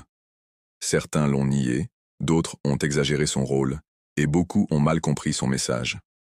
Lorsqu'il reviendra, il clarifiera une fois pour toutes la vérité, qu'il était un serviteur d'Allah, un messager de vérité, et un suiveur de la même guidance que tous les prophètes. Cette clarification finale unira les cœurs et établira la clarté pour toute l'humanité. Lorsque nous pensons à l'imam Mahdi et au prophète Isa ensemble, nous voyons deux forces de justice divine agissant en harmonie. L'un s'élève parmi les opprimés, portant l'héritage du prophète Muhammad. L'autre descend des cieux, portant l'héritage des miracles et de la miséricorde. Ensemble, ils mettront fin au règne du mensonge, détruiront l'arrogance des tyrans et établiront un monde où la paix et la justice ne seront pas de simples slogans, mais des réalités. Cette vision n'est pas un rêve lointain, c'est une promesse inscrite dans la révélation et répercutée dans les espérances des croyants à travers l'histoire. La mission d'Isa n'est donc pas un chapitre séparé, mais une partie du grand récit du parcours de l'humanité. Sa première venue a semé les graines de miséricorde et de vérité. Sa seconde venue les récoltera pleinement, sous la direction de l'imam Mahdi. Son rôle achèvera ce qui avait été laissé inachevé, garantissant que son message ne sera pas perdu dans la déformation mais accompli avec clarté. En fin de compte, la mission d'Isa et celle du Mahdi n'en forment qu'une. La mission de la guidance d'Allah sur terre. L'une met l'accent sur la miséricorde, l'autre sur la justice. L'une reflète la compassion, l'autre la force. Ensemble, elles forment le tableau complet de la direction divine. Le Coran dit « Certes, Allah soutiendra ceux qui le soutiennent. Allah est certes fort et puissant. » 22-40. Avec Mahdi et Isa ensemble, la promesse d'Allah se déploiera dans sa forme la plus complète, et le monde sera enfin témoin de l'ère de vérité, de justice et de paix que l'humanité attend depuis longtemps. Le prophète Ibrahim, A.S., est rappelé comme le père du monothéisme. celui qui s'est tenu seul face à un monde noyé dans l'idolâtrie, la superstition et le faux culte. Sa vie fut marquée par une foi inébranlable, une dévotion sans compromis envers Allah et un rejet absolu du shirk. Dès ses premières années, lorsqu'il remit en question les faux dieux de son peuple, jusqu'à sa confrontation audacieuse avec Nimrud et son acceptation de sacrifier son fils bien-aimé pour Allah, Ibrahim incarna l'esprit de soumission. Sa mission n'était pas seulement de réformer sa communauté, mais d'établir un héritage de pur tawhid qui résonnerait à travers les générations. Le Coran nous présente Ibrahim comme un exemple pour toute l'humanité. Il est décrit comme une ummat, une nation à lui seul, car sa foi portait le poids de la vérité même lorsqu'il se tenait seul. Il ne fit aucun compromis avec les adorateurs d'idoles de son époque, ni ne chercha la sécurité dans le silence. Au contraire, il brisa leurs idoles, exposant leur impuissance, et déclara que la véritable adoration revient seulement à Allah, le Créateur des cieux et de la terre. Son courage n'était pas seulement dans les paroles, mais dans les actes, et pour cela, il fut jeté dans le feu. Pourtant, Allah rendit le feu frais et sûr pour lui, montrant que lorsqu'un serviteur se tient fermement pour le tawhid, la protection divine l'entoure. Cette lutte contre le shirk est au cœur de la mission d'Ibrahim, et elle se relie directement à la mission de l'imam Mahdi. Tout comme Ibrahim affronta une société construite sur de faux dieux, Mahdi affrontera une civilisation mondiale noyée dans des idoles modernes, non pas des statues de pierre et de bois, mais des idoles de pouvoir, de richesse, de technologie, de fausses idéologies et de l'arrogance humaine. Aujourd'hui, le shirk prend la forme du déni de l'autorité de Dieu, de l'adoration des désirs et de l'élévation des systèmes humains au-dessus de la loi divine. Le rôle de l'imam Mahdi sera de raviver le pur tawhid dans un monde qui a de nouveau perdu de vue son créateur. Sa mission fera écho à celle d'Ibrahim, car l'essence de chaque mission prophétique est de restaurer l'adoration d'Allah seul. La vie d'Ibrahim est aussi marquée par le sacrifice. Il quitta sa patrie pour Allah, il fut séparé de sa famille, et il endura d'innombrables épreuves. Peut-être la plus profonde fut sa disposition à sacrifier son fils, Ismaïl, A.S., après avoir vu une vision d'Allah. Le Coran nous raconte comment père et fils se soumirent, sans hésitation, pour qu'Allah remplace finalement le sacrifice par un bélier. Ce moment devint le fondement de l'Eid al-Adha, un rappel intemporel de la soumission. La volonté d'abandonner ce que l'on chérit le plus pour Allah définit la véritable foi. La mission de l'imam Mahdi exigera aussi des sacrifices, non seulement de lui, mais de ses partisans.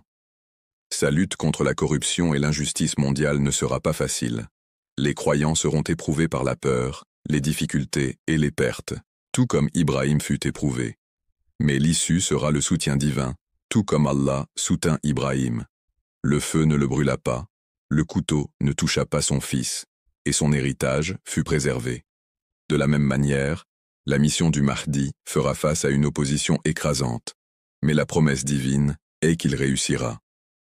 Ces sacrifices deviendront le fondement du retour de l'humanité à la vérité. Un autre lien profond entre Ibrahim et Mahdi est la Kaaba. Ibrahim, avec son fils Ismaïl, reçut l'ordre d'élever les fondations de la Kaaba, la maison d'Allah. Il pria pour que cette maison devienne un lieu d'adoration pour toute l'humanité et que de ses descendants surgisse une nation dévouée à Allah. La Kaaba devint le point focal du Tawhid, le centre du Hajj et le symbole de l'unité pour la Ummah. Pourtant, au fil de l'histoire, la Kaaba a aussi connu des périodes de négligence, de corruption et de mauvais usage. À la fin des temps, elle redeviendra le centre du véritable culte sous la direction de l'imam Mahdi. Quand Mahdi apparaîtra, il ravivera pleinement l'héritage d'Ibrahim. La Kaaba sera restaurée non seulement comme sanctuaire physique mais comme symbole spirituel de justice et d'unité. L'Ummah, dispersée et divisée, sera réunie. Les rites du Hajj trouveront leur sens le plus profond, non comme tradition vide, mais comme rappel vivant du sacrifice et de la dévotion d'Ibrahim. Les prières d'Ibrahim. Seigneur, fais de nous des musulmans soumis à toi, et de notre descendance une communauté musulmane soumise à toi, Coran 2, 128, trouveront leur accomplissement complet sous le Mahdi. L'humanité sera témoin de la réalisation de la supplication d'Ibrahim d'une manière qui embrassera le monde entier. Ibrahim est aussi rappelé pour sa confrontation avec les tyrans. Son dialogue avec Nimrud, qui revendiquait avec arrogance la seigneurie, reste l'un des moments les plus puissants de l'histoire. Ibrahim révéla le mensonge de Nimrud en rappelant que le vrai pouvoir appartient seulement à Allah, qui donne la vie et qui fait mourir. Nimrud, malgré sa puissance terrestre, fut réduit au silence par la foi inébranlable d'un jeune homme. Cette confrontation reflète la lutte que le Mahdi mènera contre les tyrans de l'époque moderne. Tout comme l'empire de Nimrud était bâti sur l'arrogance et l'oppression, de même les systèmes de pouvoir actuels reposent sur l'injustice et la rébellion contre l'autorité divine. L'imam Mahdi s'élèvera comme le challenger de ces tyrans, les dépouillant de leurs illusions de contrôle, tout comme Ibrahim le fit en son temps. Le Coran insiste à plusieurs reprises sur le fait qu'Ibrahim fut choisi comme modèle parce qu'il rejeta toute forme de compromis avec le mensonge. Il déclara « En vérité, j'ai tourné mon visage vers celui qui a créé les cieux et la terre, en m'inclinant vers la vérité, et je ne suis pas de ceux qui associent. » Coran 6, 79. Cette déclaration est aussi l'essence de la mission du Mahdi. Il appellera l'humanité à se détourner des faux systèmes, des faux dirigeants et des faux dieux, et à revenir au Créateur. Son leadership ne réformera pas seulement des individus, mais transformera des sociétés, ravivant le même esprit intransigeant du Tawhid qu'incarna Ibrahim. L'héritage d'Ibrahim réside aussi dans son rôle de père des prophètes. De sa lignée vinrent Tishak, A.S., Yacoub, A.S., Moussa, A.S., Issa, A.S., et finalement Muhammad, S.A.W. Sa famille devint le porteur de la guidance divine à travers l'histoire. L'imam Mahdi, issu de la descendance du prophète Muhammad, est aussi une continuation de l'héritage d'Ibrahim. En fait, il représente l'aboutissement de cette lignée prophétique, celui qui mènera à terme la mission de ses ancêtres. Ainsi, l'avènement du Mahdi n'est pas une rupture avec l'histoire mais son accomplissement. Ibrahim planta les graines, et Mahdi apportera la récolte. Pour les croyants, réfléchir à la vie d'Ibrahim en lien avec Mahdi offre de profondes leçons. Cela enseigne le courage de se tenir seul si nécessaire, sachant que la vérité ne dépend pas du nombre, mais de la sincérité. Cela enseigne le sacrifice, la disposition à abandonner le confort, la richesse, voire la vie elle-même pour Allah. Cela enseigne la confiance, que lorsqu'on se soumet à Allah, même le feu devient frais et sûr. Et par-dessus tout, cela enseigne la puissance du Tawhid, la vérité centrale que tous les prophètes ont portée et que Mahdi ravivera dans sa forme la plus pure. Le Coran dit d'Ibrahim « Et nous en avons fait des dirigeants qui guidèrent par notre ordre.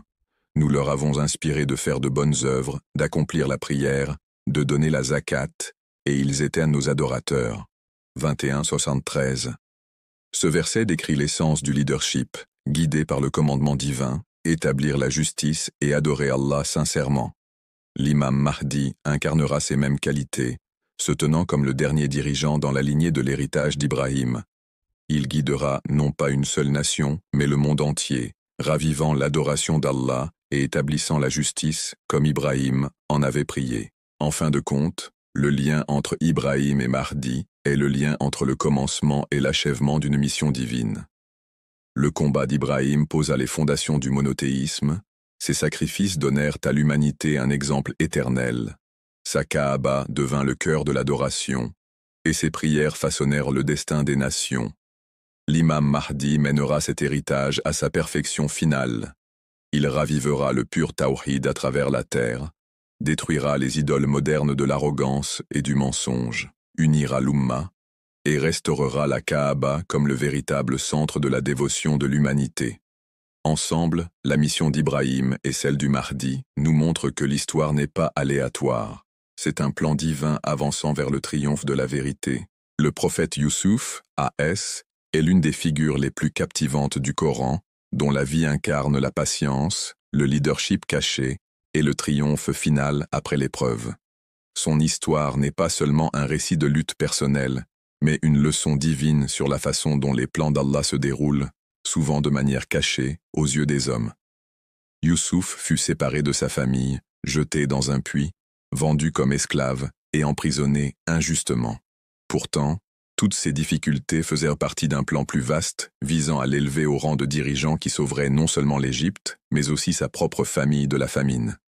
Ce thème de la dissimulation suivi par la réapparition en tant que sauveur se relie profondément à la mission de l'imam Mahdi qui vit lui aussi dans la Gaïbat, caché aux yeux des gens, pour revenir lorsque Allah le voudra, apportant soulagement et justice à un monde en proie à une famine spirituelle. Le Coran décrit l'absence de Youssouf comme une épreuve douloureuse pour son père Yacoub, A.S., et ses frères. Ses frères, poussés par la jalousie, croyaient que l'éloignement de Youssouf garantirait leur propre statut, mais le plan d'Allah était différent.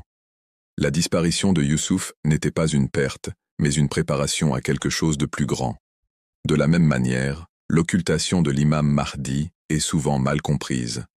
Certains y voient un vide ou une absence, mais en réalité, elle fait partie de la sagesse d'Allah, une dissimulation qui prépare le terrain pour son retour final. Tout comme Youssouf était caché mais restait vivant et sous la protection divine, de même l'imam Mahdi est caché mais préservé, attendant le moment où le monde sera prêt pour sa direction. L'histoire de Youssouf nous montre le symbolisme du leadership caché. Même éloigné de sa famille, son existence façonnait leur destinée. En prison, Youssouf guida ses codétenus à travers leurs rêves, offrant sagesse et rappelant l'unicité d'Allah. Plus tard, lorsqu'il interpréta le rêve du roi, il fournit un plan qui sauverait l'Égypte de la famine. Son leadership commença avant même qu'il ne s'asseye sur le trône, et il demeura invisible pour sa famille jusqu'au moment de la réunion. Le leadership de l'imam Mahdi durant la Gaïbat est de nature semblable. Bien que caché aux yeux, il continue de guider, d'inspirer et de protéger l'Oumma de façon invisible. Sa présence garantit que la terre n'est jamais privée d'autorité divine, même si la plupart l'ignorent. L'un des parallèles les plus puissants entre Youssouf et Mahdi réside dans leur réapparition. Lorsque Youssouf se révéla enfin à ses frères, ils furent stupéfaits, incapables de croire que le frère qu'ils avaient rejeté était désormais un dirigeant en Égypte. Le Coran nous rapporte comment Youssouf les réconforta en disant « Pas de reproche contre vous aujourd'hui, qu'Allah vous pardonne, et il est le plus miséricordieux des miséricordieux. » 12:92. Son retour ne fut pas marqué par la vengeance, mais par le pardon et la miséricorde. De la même façon, lorsque l'imam Mahdi réapparaîtra, sa mission ne sera pas une revanche personnelle, mais une justice et une miséricorde globale. Ceux qui autrefois l'avaient nié ou ignoré le verront comme le dirigeant désigné par Allah, et, comme Youssouf, il unira famille, communauté et nation sous la bannière de la vérité. La patience est un autre thème central. Youssouf endura la trahison, l'exil et l'emprisonnement, mais il ne vacilla jamais dans sa confiance en Allah. Chaque étape de sa souffrance fut accompagnée du soutien divin. Sa patience n'était pas une résignation passive, mais une foi active, une confiance que le plan d'Allah se déroulait même dans les moments les plus sombres. Cette qualité reflète la gaïbat de l'imam Mahdi, qui exige une immense patience à la fois de lui et des croyants. L'attente est une épreuve, tout comme la longue douleur et la constance de Yacoub furent une épreuve. Ceux qui restent loyaux et pleins d'espoir durant l'occultation de Mahdi reflètent la foi inébranlable de Yacoub, qui croyait que Youssouf était vivant, même lorsque tous les signes semblaient indiquer le contraire. Les paroles de Yacoub, « Je ne me plains qu'à Allah de ma souffrance et de ma tristesse, et je sais de la part d'Allah ce que vous ne savez pas » 12:86, expriment l'essence de la vraie patience, avoir confiance dans la sagesse invisible d'Allah. La victoire finale de Youssouf est peut-être la partie la plus inspirante de son histoire. Il passa d'un puits à la fonction de trésorier d'Égypte, chargé de gérer les ressources de la nation durant la crise. Son ascension n'était pas seulement un succès politique, mais un arrangement divin, montrant qu'Allah peut élever son serviteur du plus bas au plus haut rang en un instant. La mission de l'imam Mahdi suivra ce même schéma divin. De l'état de dissimulation, il émergera comme le dirigeant du monde entier, remplissant la terre de justice après qu'elle aura été remplie d'oppression. Son ascension, comme celle de Youssouf, sera soudaine, surprenante et indéniable. Un autre point de connexion est le thème de la reconnaissance. Lorsque Youssouf se révéla enfin, ses frères furent humiliés et reconnurent à la fois leurs propres erreurs et le plan plus grand d'Allah. La reconnaissance de l'imam Mahdi sera également un moment profond pour l'humanité. Beaucoup réaliseront que le sauveur qu'ils attendaient ardemment avait toujours été présent, caché mais guidant. Tout comme les frères de Youssouf s'inclinèrent devant lui en signe de respect, reconnaissant son rang, Les peuples du monde entier se tourneront vers Mahdi en soumission à son leadership divinement guidé. Il existe aussi un lien magnifique dans l'idée de la subsistance. Le leadership de Youssouf en Égypte consistait à sauver le peuple de la famine, en leur fournissant de la nourriture lorsque la faim menaçait leur survie. Le leadership de l'imam Mahdi apportera à l'humanité une subsistance spirituelle. Aujourd'hui, le monde souffre d'une famine de vérité, de justice et de moralité. Les cœurs sont privés de foi, les sociétés sont privées de justice, et l'humanité a soif de guidance. La réapparition du Mahdi sera la réponse à cette famine, nourrissant le monde par la subsistance du Coran, de la justice et de la sagesse divine. Pour les croyants, l'histoire de Youssouf enseigne une leçon d'espérance durant l'absence. Tout comme Yacoub ne perdit jamais l'espoir de retrouver son fils, les vrais croyants ne perdent jamais la foi dans le retour de l'imam Mahdi. Chaque retard est une épreuve, mais chaque épreuve apporte purification. Tout comme l'absence de Youssouf renforça la compréhension de sa famille et les humilia, l'occultation du Mahdi renforce la foi des vrais croyants et humilie ceux qui attendent. Enfin, la vie de Youssouf nous montre que le plan d'Allah est toujours plus grand que les projets humains. Ses frères complotèrent pour l'éloigner, mais Allah en fit un dirigeant. La femme de Potiphar complota pour le déshonorer, mais Allah l'éleva en dignité. La prison devait l'enfermer, mais elle devint le lieu où sa sagesse se répandit. De la même façon, ceux qui nient ou s'opposent à l'imam Mahdi ne peuvent empêcher sa mission. Son occultation n'est pas une perte mais une stratégie divine, et sa réapparition sera le moment où le plan d'Allah sera révélé dans toute sa plénitude. Ainsi, la mission du prophète Youssouf et celle de l'imam Mahdi sont profondément liées. Tous deux incarnent les thèmes de la dissimulation et de la révélation, de la patience et de la victoire, de la souffrance et du soulagement. Les années cachées de Youssouf l'ont préparé au leadership, et la gaïbat du Mahdi prépare le monde à son émergence. Youssouf sauva sa famille et l'Égypte de la famine. Mahdi sauvera l'humanité de la destruction spirituelle. Youssouf pardonna à ceux qui lui firent du tort. Mahdi dirigera avec miséricorde et justice. Et tout comme l'histoire de Youssouf se termina par une réunion et une joie, la mission du Mahdi se terminera par l'unité des croyants et le triomphe de la vérité. Depuis le commencement de la création, Allah n'a pas laissé l'humanité sans guidance. Chaque prophète qui est venu dans ce monde portait une partie de la mission divine, et chaque message était une étape vers l'accomplissement d'un plan plus grand. Les histoires d'Adam, Nuh, Ibrahim, Moussa, Isa et d'innombrables autres ne sont pas des événements isolés, mais des chapitres d'un seul livre continu de guidance. Ils étaient des précurseurs, posant les fondations pour la mission mondiale ultime de l'imam Mahdi, le sauveur attendu qui mènera à terme tout ce que les prophètes avaient commencé. Lorsque nous réfléchissons sur la vie des prophètes, nous remarquons un fil d'or traversant leur mission. Adam, A.S., enseigna à l'humanité le repentir après le péché. Nuh, A.S., démontra la patience et la purification. Ibrahim, A.S., raviva le pur monothéisme. Moussa, A.S., se dressa contre la tyrannie. Daoud et Sulaïman, A.S., établirent une gouvernance juste. Isa, A.S., montra la miséricorde et le sacrifice. Et Muhammad, en tant que sceau des prophètes, perfectionna la religion et laissa la Oumma dans l'attente de l'étape finale de l'histoire. Chaque mission faisait partie d'une séquence divine, préparant pas à pas l'humanité pour le sauveur ultime. La mission de l'imam Mahdi ne sera pas quelque chose d'entièrement nouveau, mais l'achèvement, la réalisation et la perfection de ce qu'ils avaient collectivement commencé. Le Coran nous rappelle à plusieurs reprises que la guidance d'Allah est une, et que tous les prophètes ont apporté le même message essentiel, adorer Allah seul, éviter le mensonge, maintenir la justice et se préparer à la reddition de comptes. Mais bien que leur message fût le même, la portée de leur mission différait. Certains furent envoyés à des familles, d'autres à des tribus, d'autres encore à des nations. Aucun d'eux ne fut envoyé avec la tâche de diriger le monde entier en une seule fois.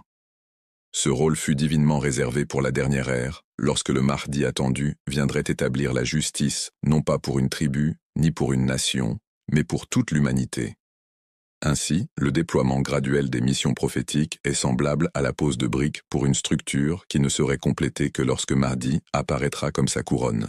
Considérons comment chaque prophète préfigurait une dimension de la mission finale de Mahdi. Nuh, A.S., construisit une arche pour sauver les croyants du déluge, symbole de purification. Mahdi sera l'arche du salut dans la tempête de l'injustice mondiale, rassemblant ceux qui s'accrochent fermement à la foi. Ibrahim, A.S., détruisit les idoles et éleva la Kaaba comme centre du monothéisme. Mahdi restaurera la Kaaba comme véritable centre spirituel pour toute l'humanité, la purifiant de la corruption et de la division. Moussa, A.S., affronta Pharaon, symbole de tyrannie, et libéra Bani Israël. Mahdi affrontera les pharaons du monde moderne, système d'oppression, d'arrogance et d'exploitation, et libérera l'humanité de leur chaîne. Isa, A.S., incarna la miséricorde et reviendra soutenir Mahdi, montrant que sa mission trouve elle aussi son accomplissement dans le mouvement mondial du Sauveur final. Tout cela montre que les prophètes n'étaient pas des guides séparés ou concurrents, mais faisaient partie d'une mission unifiée, différents rayons du même soleil. Leurs luttes furent des répétitions localisées de l'acte final que Mahdi dirigera. Ils enseignèrent à l'humanité des leçons essentielles, la foi en l'invisible, la patience dans les épreuves, le courage face aux tyrans, l'unité dans l'adoration, la compassion pour autrui. Ces leçons préparèrent le monde à un leader universel qui les intégrerait toutes en une seule grande réalité. Une autre manière de voir ce fil d'or est à travers l'évolution de la capacité spirituelle de l'humanité. Au premier stade de l'histoire, les sociétés étaient petites, fragmentées et incapables de saisir une gouvernance universelle. Les prophètes furent donc envoyés à des tribus ou à des nations avec une portée limitée. Au fil des siècles, à travers les luttes et la révélation, l'humanité grandit en maturité collective. Avec le dernier prophète Muhammad, le message universel fut complété. Mais même alors, l'ordre mondial de justice fut laissé pour un temps ultérieur. Pourquoi?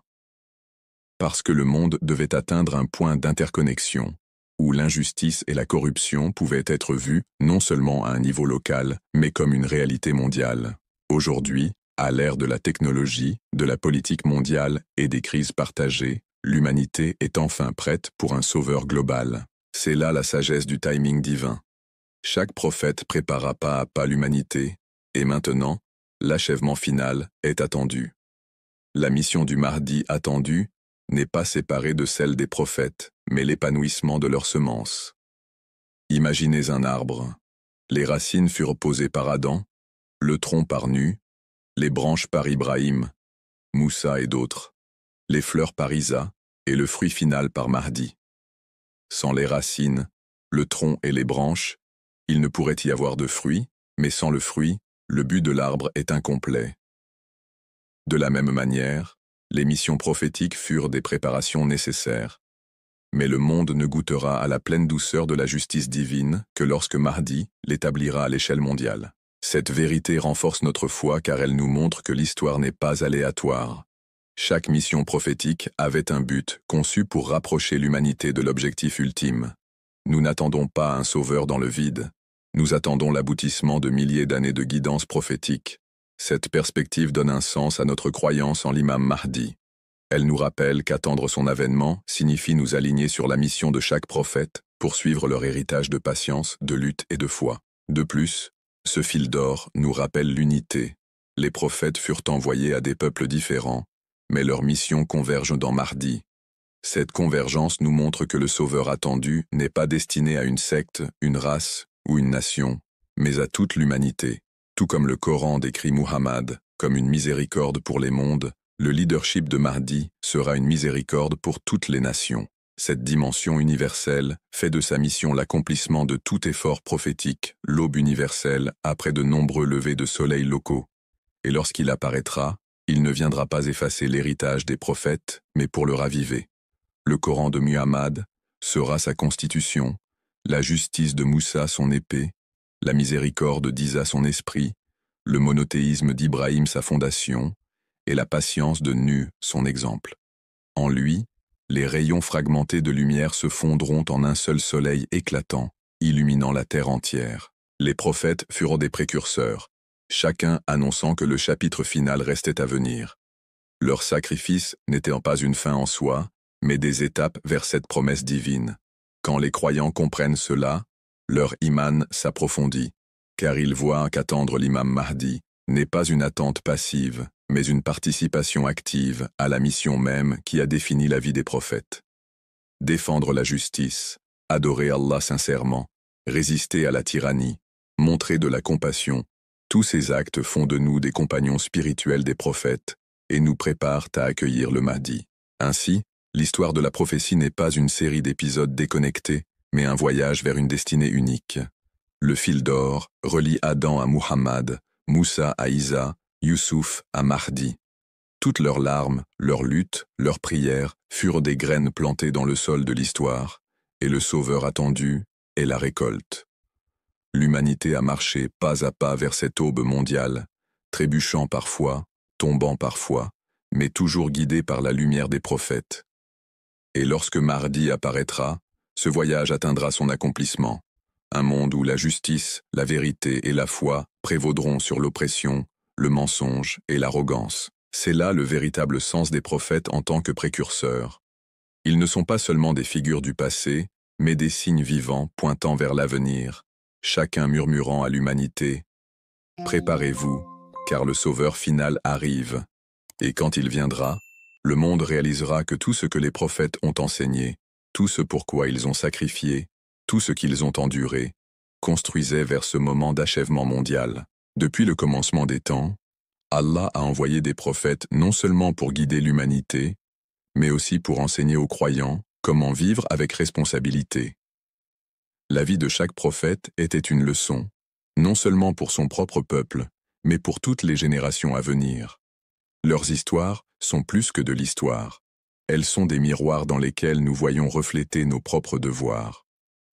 Lorsque nous regardons les luttes de Nuh, Ibrahim, Moussa, Isa et Muhammad, nous réalisons que l'essence de la foi n'est pas seulement de croire en des paroles, mais d'endurer des épreuves, de rester patient et de se sacrifier pour la vérité.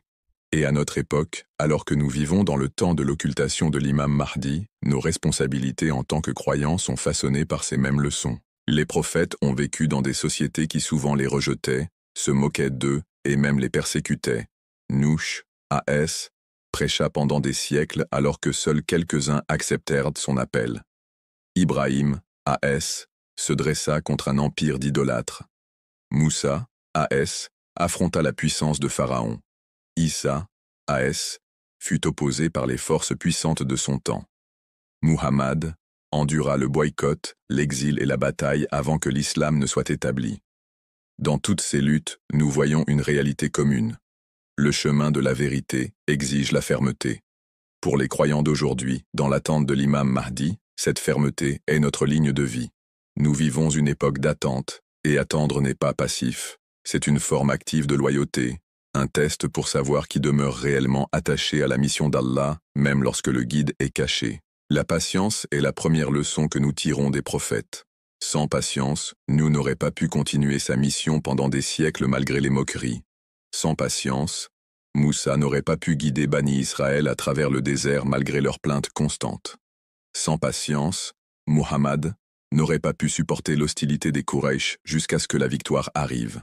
De même, pendant la période d'occultation, les croyants sont éprouvés par la longue attente, par les doutes, par les tentations du monde et par la domination apparente de l'injustice. Rester ferme dans la foi, croire que la promesse d'Allah est vraie, même quand les signes ne sont pas visibles, est le plus grand acte de patience. C'est pourquoi les traditions nous disent que celui qui reste ferme dans l'attente de l'imam Mahdi est comme celui qui a combattu aux côtés du prophète lui-même. La deuxième leçon est le sacrifice. Chaque prophète exigea des sacrifices de ses disciples, non parce qu'Allah en a besoin, mais parce que la vérité ne peut triompher sans engagement. Les disciples de Moussa durent quitter l'Égypte et affronter la faim et la soif dans le désert. Les compagnons d'Isa durent risquer leur vie pour propager son message. Les premiers musulmans abandonnèrent leurs biens, leurs maisons et même leurs familles pour soutenir Muhammad. De la même manière, ceux qui attendent véritablement Mahdi doivent être prêts à se sacrifier, que ce soit leur richesse, leur temps, leurs désirs ou même leur statut, pour la cause de la justice et de la foi.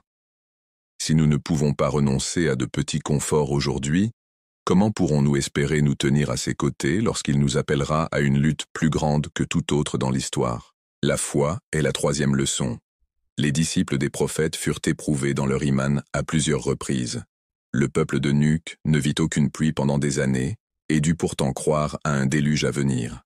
Les disciples de Musa furent acculés à la mer Rouge, et pourtant Musa leur dit « Mon Seigneur est avec moi ». Les compagnons du prophète à Badr affrontèrent une armée 3 fois plus nombreuse, mais ils tinrent ferme dans leur foi en l'aide divine. Dans chaque cas, la victoire n'était pas logique selon les termes du monde. Elle vint grâce à l'iman.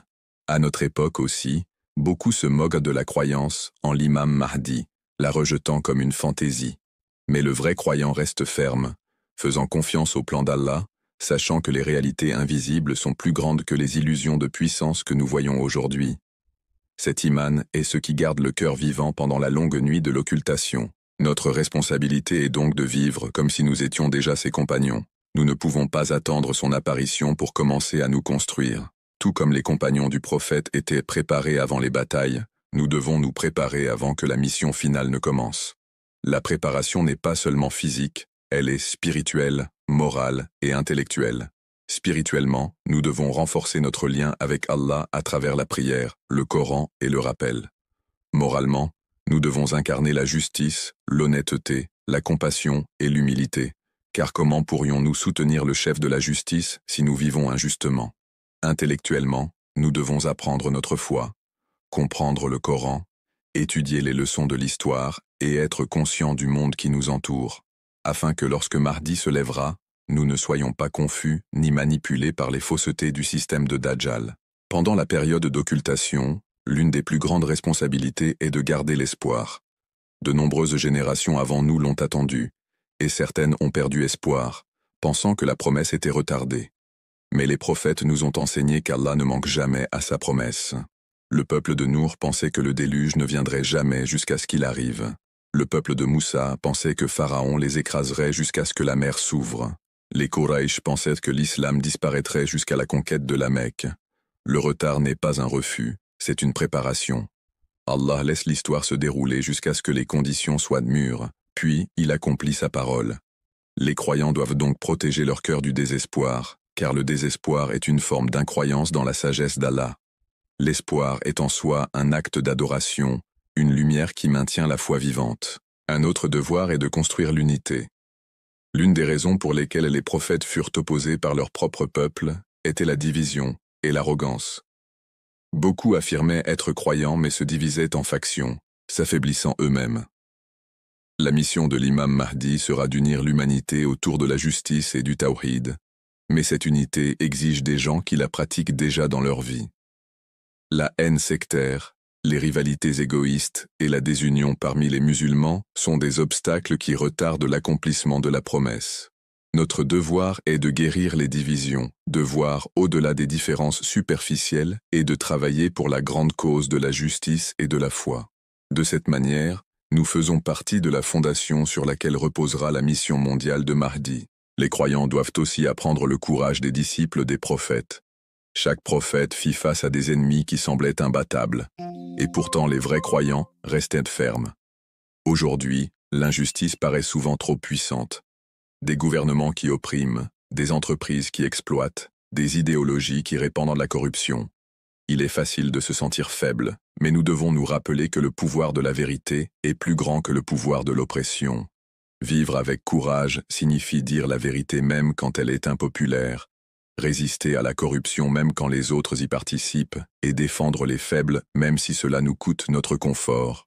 Un tel courage est la marque de ceux qui seront de dignes compagnons de l'imam Mahdi. Enfin, notre responsabilité est de purifier nos cœurs de l'attachement au monde. Les disciples des prophètes échouaient souvent lorsqu'ils aimaient la dunya plus que la vérité. Le peuple de Moussa fabriqua un veau d'or. Le peuple d'Isa rechercha le pouvoir terrestre. Beaucoup d'Arabes résistèrent à l'islam parce qu'ils craignaient de perdre leur richesse et leur statut.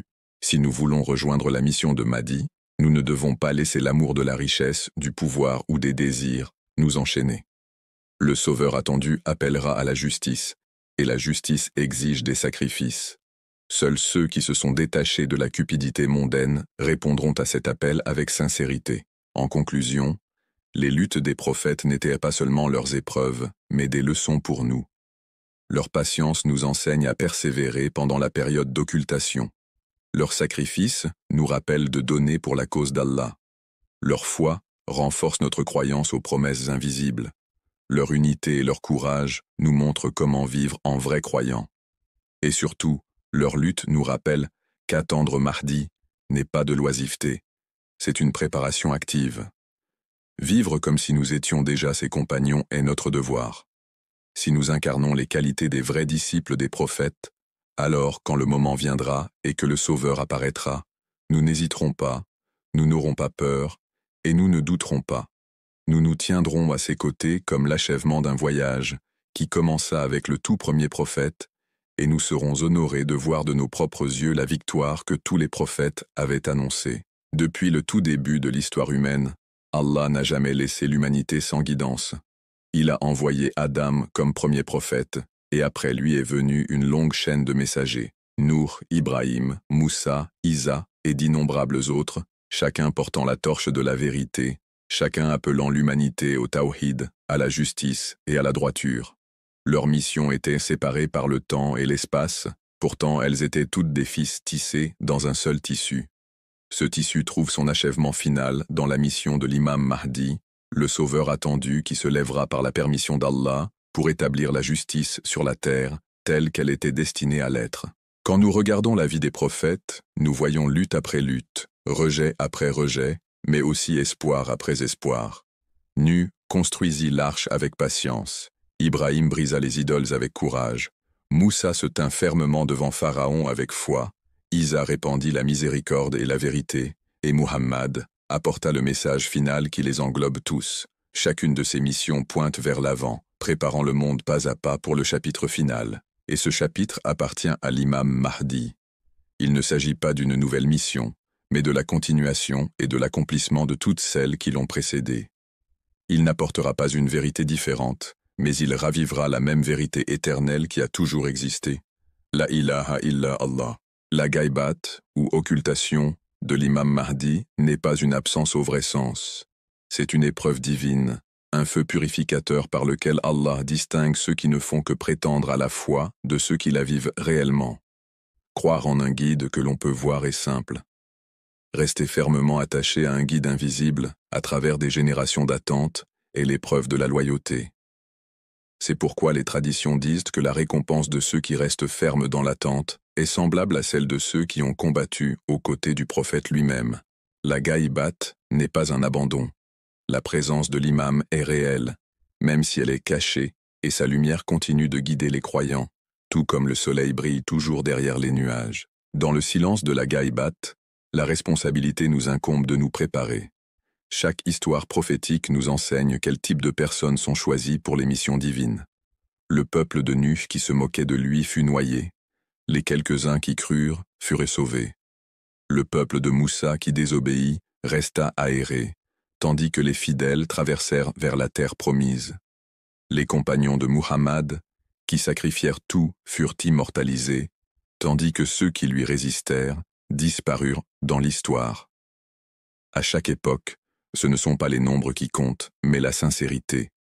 Et à cette époque, dans l'attente de l'imam Mahdi, la question n'est pas de savoir quand il apparaîtra, mais si nous serons prêts lorsqu'il le fera.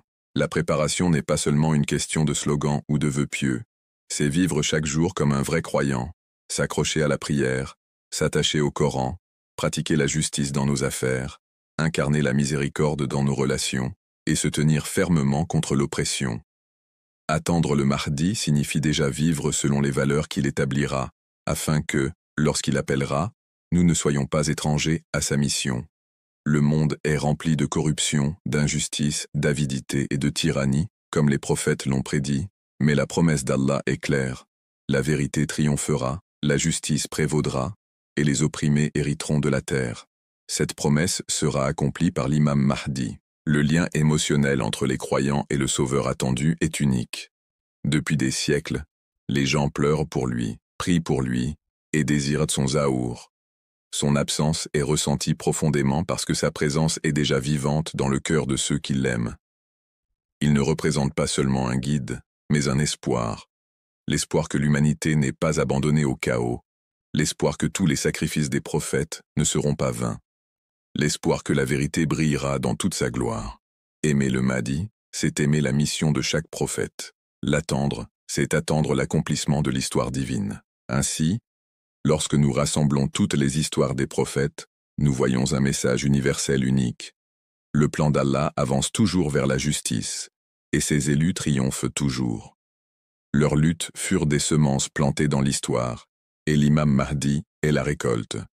Leurs sacrifices furent des étapes sur un long voyage, et l'imam Mahdi en est la destination. Leurs espérances furent des promesses laissées pour l'avenir, et l'imam Mahdi en est l'accomplissement. En conclusion, nous devons tourner nos cœurs vers la dua. Ô Allah, Seigneur de tous les prophètes et des nations, Seigneur qui a sauvé Nu du déluge, qui a délivré Ibrahim du feu, qui a fendu la mer pour Moussa, qui a élevé Isa aux cieux et qui a donné la victoire à Muhammad. Nous t'implorons de hâter l'apparition du Sauveur que tu as promis. Ô Allah, purifie nos cœurs, renforce notre foi, et fais de nous ceux qui lui sont loyaux même durant sa gaïbat, afin que, lorsqu'il se lèvera, nous ne vacillions pas. Ô Allah, ne nous éprouve pas par la faiblesse ou le désespoir, mais accorde-nous la patience de Nuh, le courage d'Ibrahim, la confiance de Moussa, la miséricorde de Issa et la loyauté de Muhammad. Ô Allah, nous vivons dans un monde noyé dans l'injustice, où les cris des opprimés montent vers les cieux, où la tyrannie se répand comme l'obscurité. Envoie-nous la lumière de ton représentant, la preuve de ta miséricorde, l'héritier de tous les prophètes. Bénis nos yeux en nous permettant de le voir, honore nos mains en nous permettant de le servir, purifie nos âmes afin que nous puissions nous tenir à ses côtés. Ne nous compte pas parmi ceux qui se détournent lorsque la vérité apparaît, mais parmi ceux qui l'embrassent avec joie. Ô imam de notre temps, bien que nous ne te voyions pas, nous ressentons ta présence dans nos prières et nos larmes.